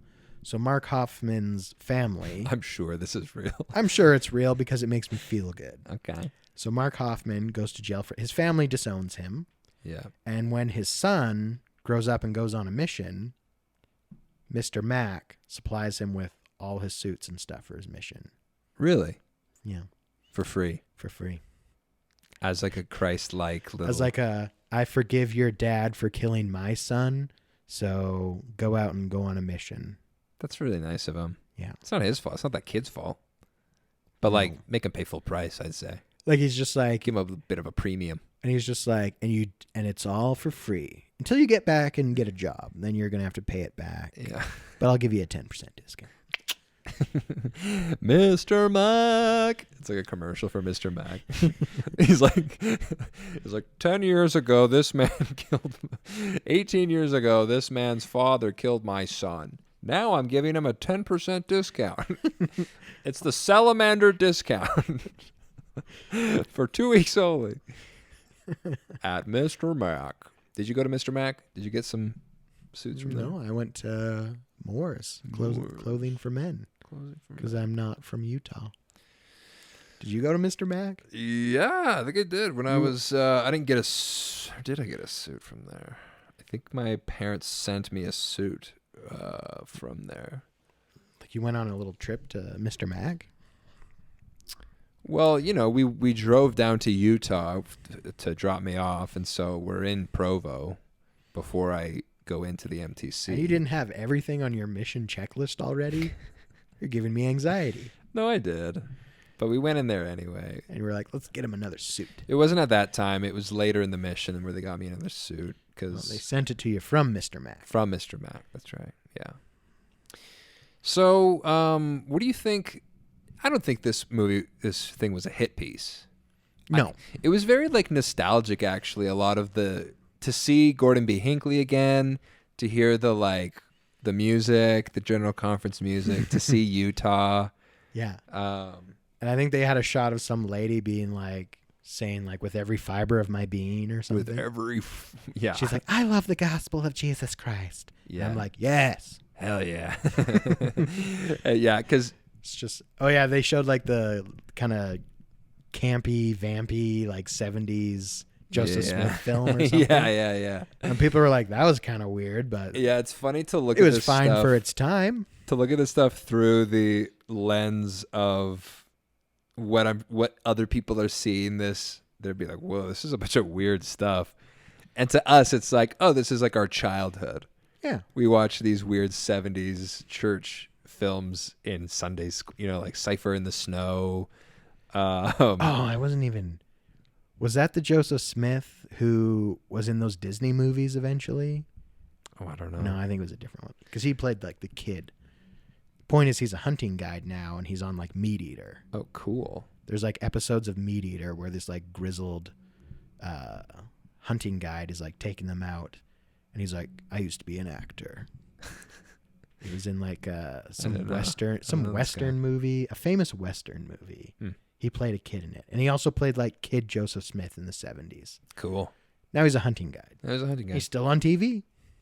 He's famous. So I'm just like, oh, was he in that movie? But no, they showed an adult Joseph Smith from the 70s. Yeah. Just a little aside. Fun fact. Well, I don't know. I think that's, I'm not sure what else to discuss about it. I think that's sort of, just I wish it was more Mark Hoffman, the forger. Yeah. It's the murder, the church, and they're Murder Among the Mormons. It's murder among the weird Mormon artifact collectors. The fringe, yeah. It wasn't like every Mormon was out purging every Friday night, killing another Mormon. Although they could, I thought they were no one was are they gonna come blow me up next? No, it's the artifact people were am I the next target? Yeah, the 6 artifact people, all of which were in this documentary. And it's what was his name? Shannon. He got brought in for questioning he was a suspect for 15 minutes. And it's oh. Yeah.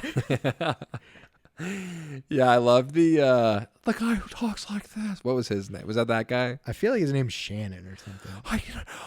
And he breathed really. And they talk to me like that. And then the interviewers, they're like, so did you have anything to do with the bombings? And it's no. And then his face did about 100 twitches right after that. Do you remember this in the documentary? And they linger on his face because he's just his eyes twitching for a good minute and a half after. He's no, I had nothing to do with the bombings. And it's he's freaking out. So it's I think he had a lot to do with the bombings, given his shady reaction to that question. Yeah, I'm sure it was they edited that in. For sure. For sure. Where it's he's like, oh, excuse me, my eye's twitching. Yeah. And they're save that clip. Yeah. That's going to come in useful. We're going to use that later. Yeah. And he wears a bow tie. It's they're trying to make him as weird as possible. Yeah. They were let's make him super weird. Yeah. So that it's interesting. Because they're trying to make another Joe Exotic or something. But it's you're not going to come close to Tiger King. There's so many more different... the thing about this one that maybe was pretty appetizing was that it happened to a bunch of I mean, the victim of the bombing, this Christensen guy. And that's the other thing. They never talk about the second victim. Who is it? It I was didn't even know. the wife of Steve Christensen's business partner. Oh, yeah. Because as like Mark Hoffman said, he's like, the second bomb was just a distraction. He's like, I didn't even care if it killed anyone or not. Yeah. He's like, I just wanted, the Oh, distraction. right. thing. Yeah. I was kind of curious what they were talking about there. So it's like that poor lady dies for nothing. And then it's weird. It's like, then he like blows himself up as like another distraction. He blows himself up?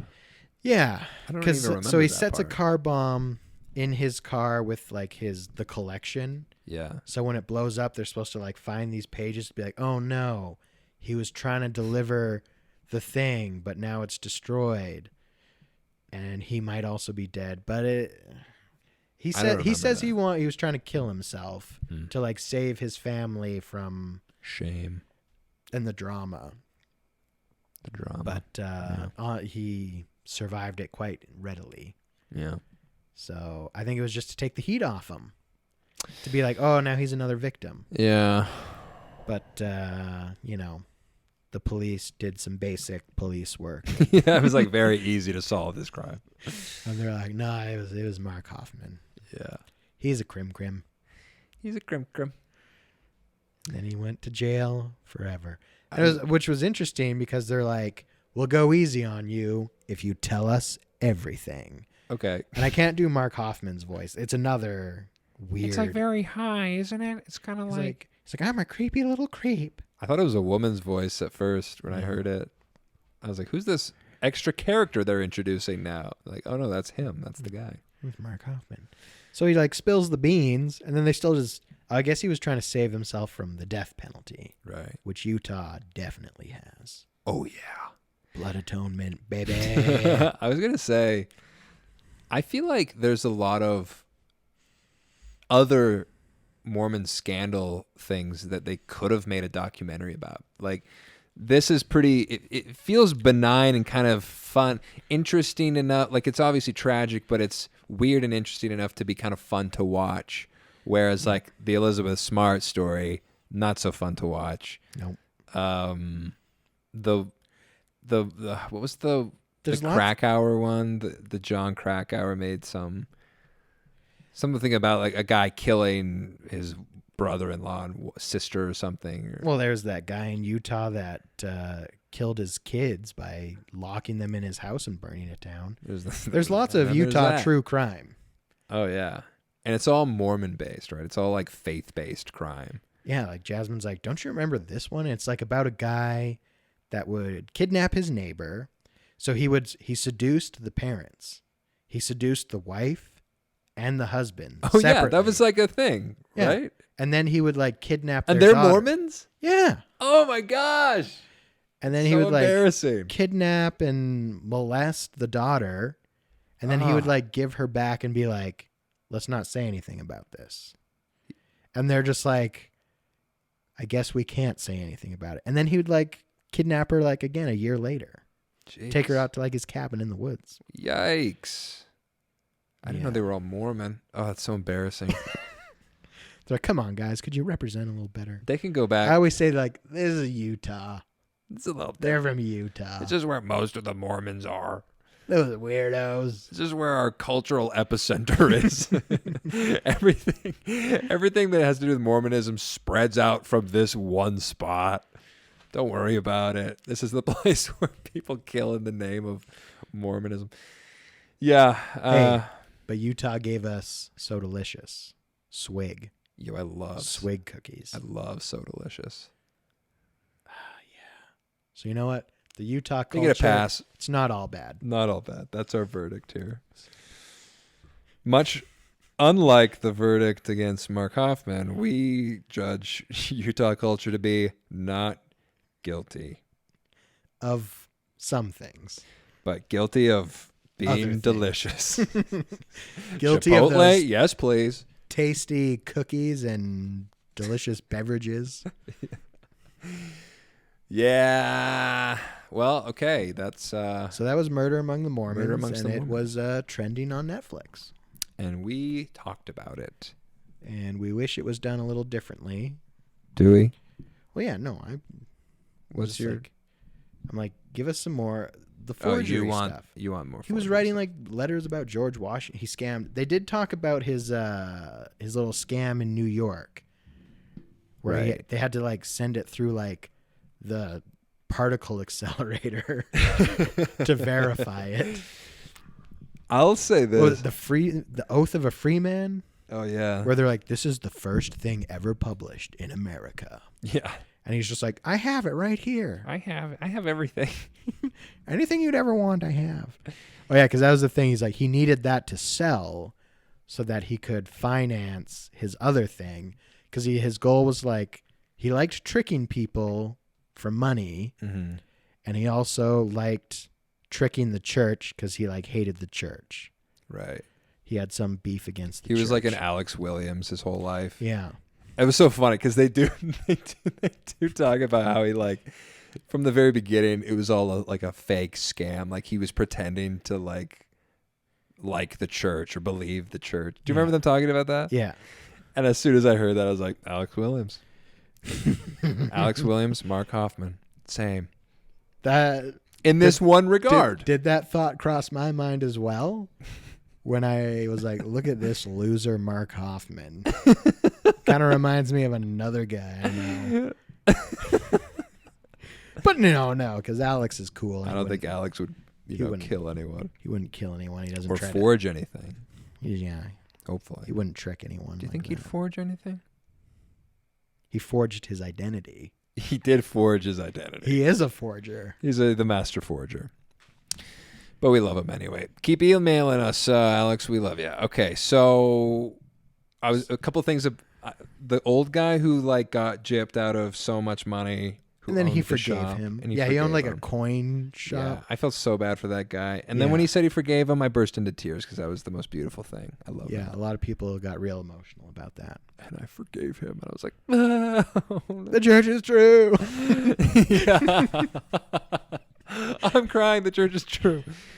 Yeah, that's but like the church is true. You know why? Because wait, is that guy Mormon? I don't think he was. I'm pretty sure. I don't know if he was, but the principle of forgiveness is a true principle. The church is true. That's why people were highlighting like the Mr. Mac story. Yeah, where they're like, that didn't make it in the documentary. Yeah. Where it's like the everyday members of the church were just disciples of Christ. Yeah. So don't highlight the weird bow tie guy with his Uzi and Mark Hoffman. He's like, those are the fringe weirdos. Yeah. That have to blow people up to get out of a jam. And then the other thing I like, what was the other thing? I forget what the thing was. A little detail. I don't know. Someone did complain that they were like, and he drank. Yeah. And they're like, can you believe his double life? Meanwhile, like, every other member of the church. And he would drink so much alcohol. I never drank. Not me though, but and then he would act completely sober till we got to the hotel room and he'd pass out. Yeah. And it's just like no one cares. It's so But like it's like they're doing that for like the Mormons watching. They're just like, I guess so, right? They're like, I know he was a bad guy. Yeah. I knew it. They're like, Sister Jensen, he would drink on these business trips. He's bad. He's not a nice boy. Nice. That accent it was locked in for a second there. Oh my gosh, Lyndon. So that was that's murder. That's all we have to say about that. Yeah, we're congratulations, Napoleon Dynamite, for making another film. One more thing. Good for him. Any other I should tell you my dream that I had. I had a dream just last night. And you know what the dream was? I saw the plates. You saw the plates. The plates, yeah. You are now a witness. I was and I saw them in vision. And so I saw them just as well as any of the 8 witnesses who saw it in a visionary state. Nice. Do you know what they look like, though? Gold plates. Really a lot taller than you think. They got to be 60 pounds. In my dream, they were like 4 feet tall. That's too tall. But that's what I saw. And I said to myself, these are impressive. And Joseph Smith was there. He was there. Yeah. I was like, show me the plates. Show me these. Pull them out of your special plate-carrying pant pocket. I'm revealing too much here about my innermost feelings and thoughts, perhaps. But I was like, show me the plates. And then he's like, here they are. And they're 4 feet high. And then I went and looked at them, and I was like, hey, if these are fake, they're very impressive. And that's what I thought. The church is true. The church is true. Amen. That's a great dream. It was pretty good. Pretty good. Anything else we should discuss here, Lyndon? Let's see. We have to do our classic movie review. You seen any good movies lately? Well, this is Media Corner with Troy and Lyndon. Yes. I started the Snyder Cut, the Justice League Snyder Cut. And did you watch it or no? No. It's Justice League. It's still the same movie. You know what? It's better though. But it's been recut. I haven't finished. Wasn't he the original director? He was, yeah. So what he's saying is the theatrical version was a studio cut. He's like, that's not my work. Yeah, the Joss Whedon cut. Yeah. Was he the executive producer? Who? Joss Whedon? Joss was the director who came in and replaced Snyder. So for the theatrical version. Why did they fire Zack Snyder? Zack Snyder stepped down because his daughter committed suicide. Okay. During the filming or the production. I think they had filmed everything, but they were in post-production and that tragedy happened, and so he stepped away. Joss Whedon comes back in. Not back in. They tap him to make it. Man, Joss Whedon is really he's a nobody now, huh? He's really getting... There was some... Wasn't someone like, oh, by the way, he's also a racist? And a rapist. He's a rapist, a racist. He's out. And a racist. They're like, and his cut of Justice League sucks. Not good. By the way, all his movies suck. But didn't he make Avengers? Avengers is so good, yeah. But then the second Avengers he made was not so good, but it was okay. Did he do Ultron? He did Age of Ultron, yeah. You know what? Age of Ultron is better than people give it credit. It's not too bad, yeah. It's not so bad. It's because it's not as good as the first Avengers. But it's like, listen, lightning doesn't always strike twice. Yeah, there was something about he's that first one. A rapist and a racist, so F that guy. So his stuff is not good. Hey, Avengers is a good movie. I don't care who you are. Oh, you don't care how many people he raped? Yeah, I think he raped. I don't know if he raped any. The thing that I'm aware of is that he was very creepy, kind of handsy towards Michelle Trachtenberg, I think is the name of the person, who was a young minor on the set of Buffy the Vampire Slayer. Oh, so like a long time ago. Long time ago, yeah. Like a teenage actress on Buffy the Vampire Slayer. Do you think that he might have reformed himself since then? Or am I asking the wrong question? You're asking the wrong guy. I have no idea. He might have, or he might not have. But here's the thing. People do change, and people do make mistakes. And should he have done that? Absolutely not. Bad move, Joss. Bad move. The official stance of this podcast is he was wrong. He was wrong to do that. But also, Avengers is a good movie. I don't know. So you've been watching. So Zack Snyder finally was like, "Listen." I started that movie. It's 4 hours long. I started it. I have not finished. Right. I plan to finish it tonight. Oh yeah, because I heard some rumor. You want to stick around and watch it? 4 hours. Oof. You down for 4 more hours? Do a live commentary on it? Ooh, Jasmine would not like that. No? She doesn't like me being gone too long. Bring her over. She misses me. Oh yeah. Let's get her on the horn. Get her on the horn. Bring her here. Be like, we'll get some pizza. Oh my gosh, this sounds great. We're gonna get some pizza. We're gonna watch a 4-hour film, superhero film, and we're not gonna talk through it. Tell her that. No. We might talk through it a little bit. That I think might be her nightmare. She does not like superhero films. Really? No. Oh, I didn't know. Speaking of superhero films. Yeah, what have you seen? The the Falcon and the Winter Soldier. Oh yeah, I haven't seen yesterday's episode, so don't spoil it. Don't even mention it. But we can talk about the last week's episode. I saw. Well, I'm like, gosh darn you, Disney. Every time I'm like, okay, time to take a break from my Disney Plus subscription. They're always like, hey, but we just made WandaVision. And I'm like, damn you. Yeah, I got to watch WandaVision. Yeah. And then they're like, okay, now we're also adding Stars or Star or whatever it's called. Yeah. Is that Hulu in America? What is that streaming service? I'm honestly not too sure, but they got some good stuff. Yeah, so then they throw that on there. And now they're like, MASH. hey, guess what? Disney Plus, now just basically as good as Netflix. And I'm like, shoot. It's And then quite they good. and then they throw in the Falcon and Winter Soldier. And I'm like, Sebastian? Love that guy. Love him. He's great. Anthony Mackie? Also good. Love him. Where it's like WandaVision, you know, like the Vision and Wanda, I feel like we're fairly.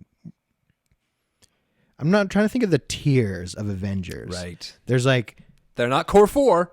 no, they're not core members of the Avengers, Core but they're 3. but they're big deals.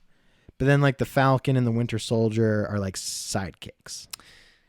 Yeah, I mean, Winter Soldier, he's been a prominent figure throughout I mean, same He's with been in- they both have been. They're part of the Avengers. They're part of the Avengers. But I rank them below Wanda and Vision. I would say Actually, but they've made as many movie appearances. yeah. Because I'm trying to think. The Falcon show, his first appearance was Captain America 2. Winter Soldier. Winter Soldier. Or was it Civil War? I think it was Winter Soldier. Definitely Winter Soldier. Because he's part of the Captain America franchise. Yeah, because it's the first time Cap's back in like normal times. It's his first full movie where he's back in modern times. That's where Mackie came in. And that's the whole thing. They got to go rescue. I've also been trying to like rewatch the Marvel movies. It's a good idea. I need to do that too. It's kind of a slog because I think I'm on Thor right now. I like Thor. I don't think the Thor movies, in my opinion, The weakest, probably. yeah, except for Ragnarok. Ragnarok is great. But that's our good friend Taika Waititi. Taika Waititi, He's a great film. because he's good. He's very good. So he saved like Thor 1. It's as far as like origins, you know, it's like it's the first because I was like Iron Man 1, good. It's like the very beginning of It's the a whole great film. of the Marvel origin story. Tony Stark, Iron Man, great. Yeah. Iron Man 2. I didn't mind it, but people seem to not like it. I mean, it was, you know, not the best. Yeah. And then because I'm watching them like in chronological order. Yeah. So, and then it's like, then you're on to Thor. And it's like, Thor is good. The first Thor? You don't like it? I like it. I think good. I think it's a movie. It's like the first time you watch it and it's like introducing a new, Yeah, like- maybe. and it's like, oh, Asgard. And it's the first time Marvel's like in space kind of. It's like, whoa. Yeah. But now I'm like watching it again and I'm like, this is not as easy as I was hoping. Yeah, some of these I've only seen one But time. yeah, and that's so then because it's and then a lot of it. So then like the Winter Soldier and Thor the Falcon, 2 sucks. that's not a good movie, Thor 2 is and bad. it doesn't even make a lot of sense. No. And you could completely take it out and nothing changes. And To me, that is the hallmark of a bad movie in an entire series or universe. and I think it's like they deal with the Power Stone, I think, comes from that movie. And I didn't even realize, like later on, they're like, and the Power Stone, remember from Thor 2? And I was like, oh, the Dark World. what? Don't you remember Dark Elves? I guess. They're very important. Yeah. You never see them again, but they're very important. to It's the very story. critical to the story. Dark elves. Except they're white. So they're more like light elf. I don't know. That's a whole other thing. But yeah, because then my problem is I'm just sitting there like, because they're like the blip, the consequences of the blip. Right, yeah. Because this movie takes place after Endgame. which is why kind of right after. Yeah, which is why Captain America is gone, because apparently he's traveled back in time. Don't even get me started about how much I hate Endgame. What are you talking about? Are you kidding me? What? Don't you? I remember watching Infinity War, because this is like my mind rejects Endgame. What?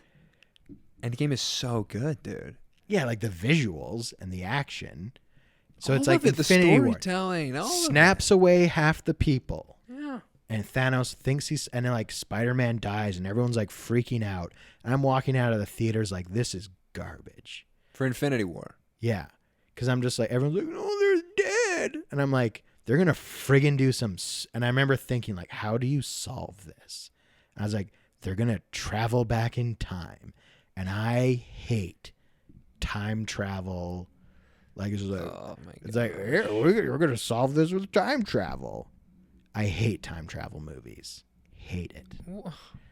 So that's the thing. What? Bruce Banner's just like, it doesn't make any sense and we can't explain it, but we're going back in time. What do you mean they can't explain it? They're like, we're going back in time to kill Thanos. Dude, they're quantum leaping. And then they're like, oh, Ever but heard wait. of it? Oh, wait, but past Thanos is catching on to what we're doing. Yeah. And now we're going to have to kill that Thanos. And I'm just like, oh, Stop here we go. explaining it like this. You're making me change my mind a little bit. No, man, I love it. I know, and it's great, and it's like, oh, and When Thor, he catches the hammer. yes, like, but it's like the whole premise. So it's like my mind has like rejected Forget just like the that premise. stupid plot. You got to turn that brain down 6 notches to really enjoy these movies, Lyndon. You're thinking too smart. It's like you're watching friggin' a documentary about Mormon killers here. Like, you just forget. That's why I was so unsatisfied, because like it's the whole problem with Marvel, where it's like there's nothing at stake. You know, like, What do you mean there's nothing at stake? Everyone died. except they didn't. Except they didn't. Some people did. You know, and it's like the Vision apparently died, or he didn't. Because now, Dude, it's comic books. People come back all the time. yeah. People die and then come Except back. like from dead the all Black time. Widow. Black Widow like actually died. She's dead. So now we get a prequel movie, Yeah. which I'm excited about. So it's like nothing is ever at stake, and so now they just fully leaned into like the multiverse, Yeah. where they're like, yeah, we just travel in time to change things to what we want. So that's why Captain America's gone. He's like living in another timeline. I don't like your negative viewpoints, Lyndon. So I just don't like time travel as a solution to problems. Okay. I will That note and your I always your hate concerns. Thanos with his like, they're like, he's a bad guy, but he makes sense. He's trying to solve a real problem. Where it's like, does he know anything about like macroeconomics? Where he's like, through the snap of my Infinity Gauntlet, I'm going to take out half the population, which will take out half of the consumption, probably more than half the pollution. But it's like, well, what do you think happens to production? Idiot. And I was just like, or you could use that Infinity Gauntlet to just provide more resources. It's just like, Yeah. so it's like, you know, the whole like premise of like he's the psychopathic. end of that Marvel thing is I'm just like, it's nonsensical. And they have to time travel. What's nonsensical about? I'm going to push back on you here. Thanos? What's nonsensical? Thanos is like this super powerful being, and he's like, I'm here to save the galaxy by killing half the people. And it's like, you lunatic. That's not even going to really work anyway. And they call it like the blip. He likes killing. Thanos is a That's killer. the thing. Is he's like perfectly balanced as everything should be. And it's like, that doesn't. Thanos likes killing. It's his I don't even- character. He's a murderer. He's a warrior. He's a killer. It's all he knows. He doesn't. He's doing the killing to save people. Because then when they That's travel his back and thinly veiled like reason he justifies to himself. and then when they like others. find him and he's like this sad guy, and he's just like, it cost me so much and I didn't even enjoy it. And See, so then Thor's just like, all right, I'm gonna chop your head off. You're thinking of it too much from like the writers did a bad job. You need to look at it more like this is just what happened. This is just what happened. There's a lot of things that don't make sense in real life. And this just so happens to be a written fictional universe. But yeah, sometimes things that don't make sense happen. Thanos, I'll take it here. Take Thanos. Yeah, he's a killer. Like he goes on these little pillaging wars, and he thinks he's solving problems. He thinks he is. Through death. So he's like, I got to get the Infinity Gauntlet so I can kill half the people because I want to kill people. And maybe there's limitations on the stones too. And he's like, and pretend that I'm helping people out. So, okay, sure. So Thanos makes sense. So time travel. He does it. And then they're just like, time to invent time travel to solve this problem. That's when I'm just like, any movie. No, what do you mean? Any movie that's a time travel movie, I'm just like. What do you mean any movie that's a time travel movie, you're like, eh. Name a good time travel What do you mean movie? Name a good time travel movie? Back to the Future 1, Back to the Future 2 and 3. That's like. The Terminator. Okay, so Back to the Future. Terminator 2. My thing, that's not a movie with time travel. That's a time travel movie where they're like being like, okay, this is all about time travel. Yeah. And it still raises weird questions. That's where you gotta turn the brain down there with the time traveling. And that's what the movie told you to do. And you didn't even follow what they said to do. And that's why you didn't enjoy it. Okay, Terminator. Yeah. There's some time travel in there. The whole thing is time travel. The whole premise is that the robot time travels back in time to kill the... See, the robots are trying to do what the Avengers are doing. They're trying to go back in time to solve their problems. Yeah. It's a classic premise, Lyndon. It's ridiculous. I understand it's ridiculous. Like, we get it. Time travel doesn't exist. But I mean, like... But if it did... But the point is, my thing is, it's like be? with Terminator, that's the whole start of it. Is it's just like... future robot comes back to kill people. Yes. And that was like the whole point of the movie. Whereas the Marvel MCU has like 12 movies. And they're stealing time travel at the very end to solve it. And then at the very end, when they've painted themselves into a corner, they're like, Terminator time, baby. Maybe you're right. Maybe there is something. So those movies started with it from the beginning. And it's still ridiculous. I'll take it. It's still ridiculous, but that's how they started. You don't like that at the very end that they just borrowed three from seconds movies. left on the clock, down by 3. Yeah, it's a Hail Mary, dude. Ever heard of them? Are you okay? I'm choking on the ridiculousness of Infinity Wars or Endgame or whatever. Dude, that Endgame is beautiful. It's a beautiful film. Yeah, it's got that beautiful like final battle with that alternate universe Thanos. And then when not even the original, they've already killed Thanos, but this is a different one because they traveled in time. Yeah, they did, dude. I don't know what your problem is. At the very last second, they're like, and now we're a time traveling franchise. They're not a time traveling franchise. Oh, they are.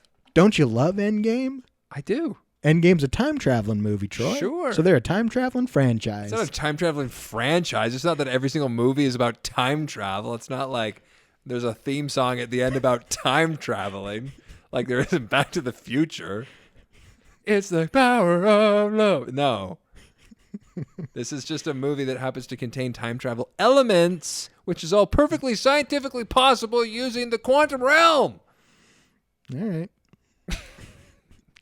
So anyways, I'm still trying to figure out like WandaVision and the Winter Soldier. What do you mean Falcon. Figure it out? There's nothing to figure out. Because they're just like, oh, the blip. The blip had changed the world and then it unchanged the world. Yeah, what's there to figure out? Because of the time travel. What is there to figure out? So they're like, this... I'm trying to accept the black box. I'm like, did this take place? Is this in between Endgame and Infinity War? No. What's the time frame for these TV shows? It's after the blip. So after everyone comes back, which was in Endgame. In Endgame, at the end of Endgame, wasn't that in the middle of Endgame? No. I'm pretty sure they just like bring everyone back. The end of Endgame is everyone comes back with the snap. Oh, yeah. Yeah, it all makes sense now, doesn't it? Oh, yeah, because then they traveled in time to undo everything. Yeah, that's the whole thing. So these shows are just taking place right after. Right after, that's right, yeah. Because they're like, you killed Thanos. And I'm like, which one? Did they travel back in time and is it third Thanos? Yes. It's third Thanos. So there's like, okay. Dude, I want some pizza. I'm glad this has all been cleared up. It's so clear thanks to this time traveling trope they introduced in the fourth quarter. The fourth quarter. So yeah, so it's like my brain doesn't remember Endgame very well because... Watch it again, dude. I'm working on it. And watch the end scene and then cry because it's beautiful. Yeah. Also, why didn't like Captain Marvel just kill Thanos immediately? She was busy off-world, dude. Yeah. They really shot themselves introducing that character, huh? Yeah. Because I know like on Disney Plus, it's like watch it in chronological order. So it's like Captain Marvel's like would be the second film chronologically. And then you're just like, wait, if she exists, there should be no problems. Yeah. Wait a second. She's off-world, dude.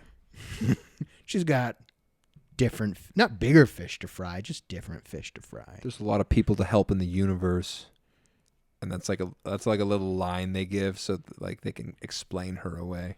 Yeah, because she could solve all of our problems. Let's be certain there. Yeah. You know what? Kevin Feige knows what he's doing. I can't wait for his Star Wars movie. Yeah. So yeah, these gosh darn Disney Plus Marvel TV shows. They just keep pulling you back in. Got to keep watching those. Just when you think you're out, they pull you back in. Just as I'm ready to forgive Endgame. See, WandaVision was good because it's like it wasn't even clear if it was in between movies. No, it was after. It's after. Because the one lady was like, I'm a blip. I'm a blipper. I was gone and then I returned in the blip. Yeah. I'm back. Now you're back. So it's all post-Endgame. It's all post-Endgame. It's going to help you really as you're watching these things. I don't know. I don't know if I've seen Endgame more than once. Watch it again. Didn't we watch it together? I saw it in theaters with you. Yeah. And just so unsatisfied by it. I can't believe that, dude. It was such a satisfying movie. Oh no, it's a great film to watch. But You're like time travel. But I hate the last minute introduction of time travel so much, and I predicted it. And the fact that I walked out of Infinity War and was just like, the only way they're going to solve this is with friggin' time travel. And I hate that so much. And then that's exactly what happened. I mean, everyone was like predicting, they're like, Ant-Man is going to crawl up Thanos' butt. And I was like, I would prefer that to time travel. Yeah. Listen, it is what it is. That's my complaint. Okay. They painted themselves into a corner. I take your complaint. And they had to time travel themselves out of it. And they're like, listen, let's just reversey through magic and technology because that's what we have. It's science, dude. See, now I want to make a reference to the second episode of Winter Soldier. You dare. But I can't. Because I'm gonna get some pizza. Eat some pizza. I need some pizza. Have a little bite of my chocolate cake I made you. I'm gonna have one bite of that. There's vegetables in it. There's vegetables. You've had zucchini bread and zucchini cake before, right? I've never had that ever. Okay, well. I've had carrot cake. I like that.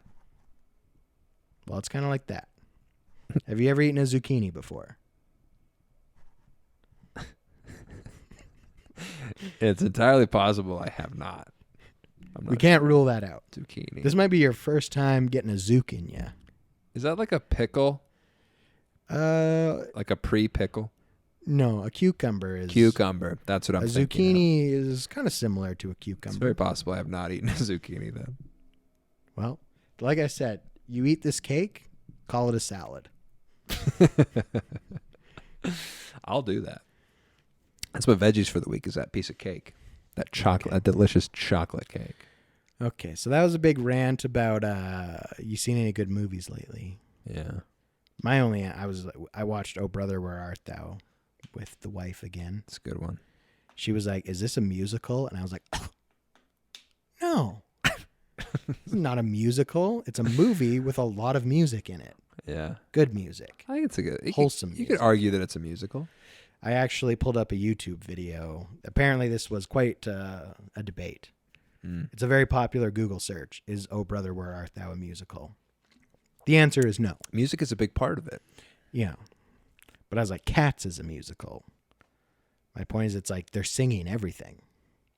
This is just like a movie where there's lots of songs in it. Fair. Yeah, I would say so. What other movies have I watched recently? Oh, I've been really into F1 Drive to Survive. That's another one. Is that the TV show? It's a TV show. You were into this like a year ago. Yeah, new You season. were like, oh yeah, my new thing is F1 racing. Yeah, and once a year for about a week, it's my thing. You're just like, I'm all about this life. When the new season comes out, and that's out, and it's great, and you should watch it.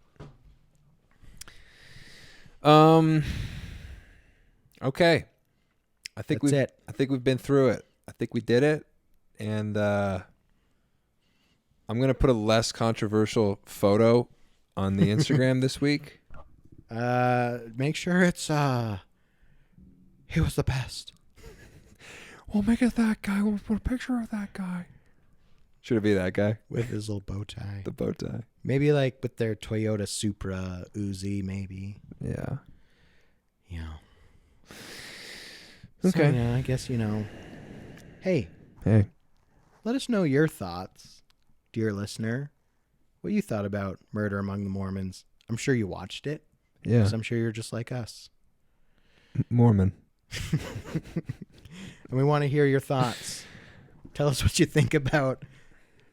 Tell us if you agree with me. No. I feel like we've talked about this. I feel like you're like, this is a surprised. hot take. Where I'm like, Endgame, trash. The time travel was trash. Should we do movie reviews of all the films? No. No, we just did it. Well, I mean, we don't have to do it. It'll naturally come up. It'll happen. So tell us your hot takes on Endgame and Murder Among the Mormons. Mm-hmm. Do you agree with me or Lyndon? Yeah. Take sides. The good Pick side teams. or the bad side. We're going to have Mission Stories Civil War here pretty soon. Yeah. Are you Iron Man or are you Cap? Which one are you? I asked you first. I thought you were talking to the audience just then, but you were looking right into my I was soul. looking at you. I don't know. Which one would I be? I think Mission Story Civil War. Am I more of an Iron Man or are you more of an Iron Man? No. I'm Captain America with my sidekick Bucky, taking turns bashing Iron Man. Because I have the moral high ground, and you have Was Iron Man the more pragmatic viewpoint? He was more pragmatic, yeah. He was being more practical. Captain was being more like disciplined, or what's that word? When you take a stance. He was standing he was more morally immovable. Okay, I guess you could be. Plus, you got the blonde hair. Should we do a Photoshop of? And I got a little goatee right now, so I guess I am a little more Iron Man-y. You're a little Tony Stark. A little Tony Starky. Sure. Okay, I'm Iron Man. You're Captain America. And you're out of debt, so you're basically rich. Yeah. Like Tony Stark. Yeah. Almost out of debt. I'm almost out of debt, so I'm basically Tony Stark, billionaire, playboy, philanthropist. Yeah. You're going to buy like a sports car like Tony Stark. I'm going to buy a sports car. We'll see which one. Whereas I'm like Captain America. I just drive around in my truck. Yeah. You got a shield on your back. I wear tight V-necks. Chicks love you. That's true. A woman loves you. One woman, women, whatever. Same. So yeah, my mission to our true and faithful is to weigh in. To say, Lyndon is right, Troy is wrong. Or maybe Lyndon's misguided and Troy is sort of on the right path. I am. That's your mission because, as you know, life's a mission. Bye.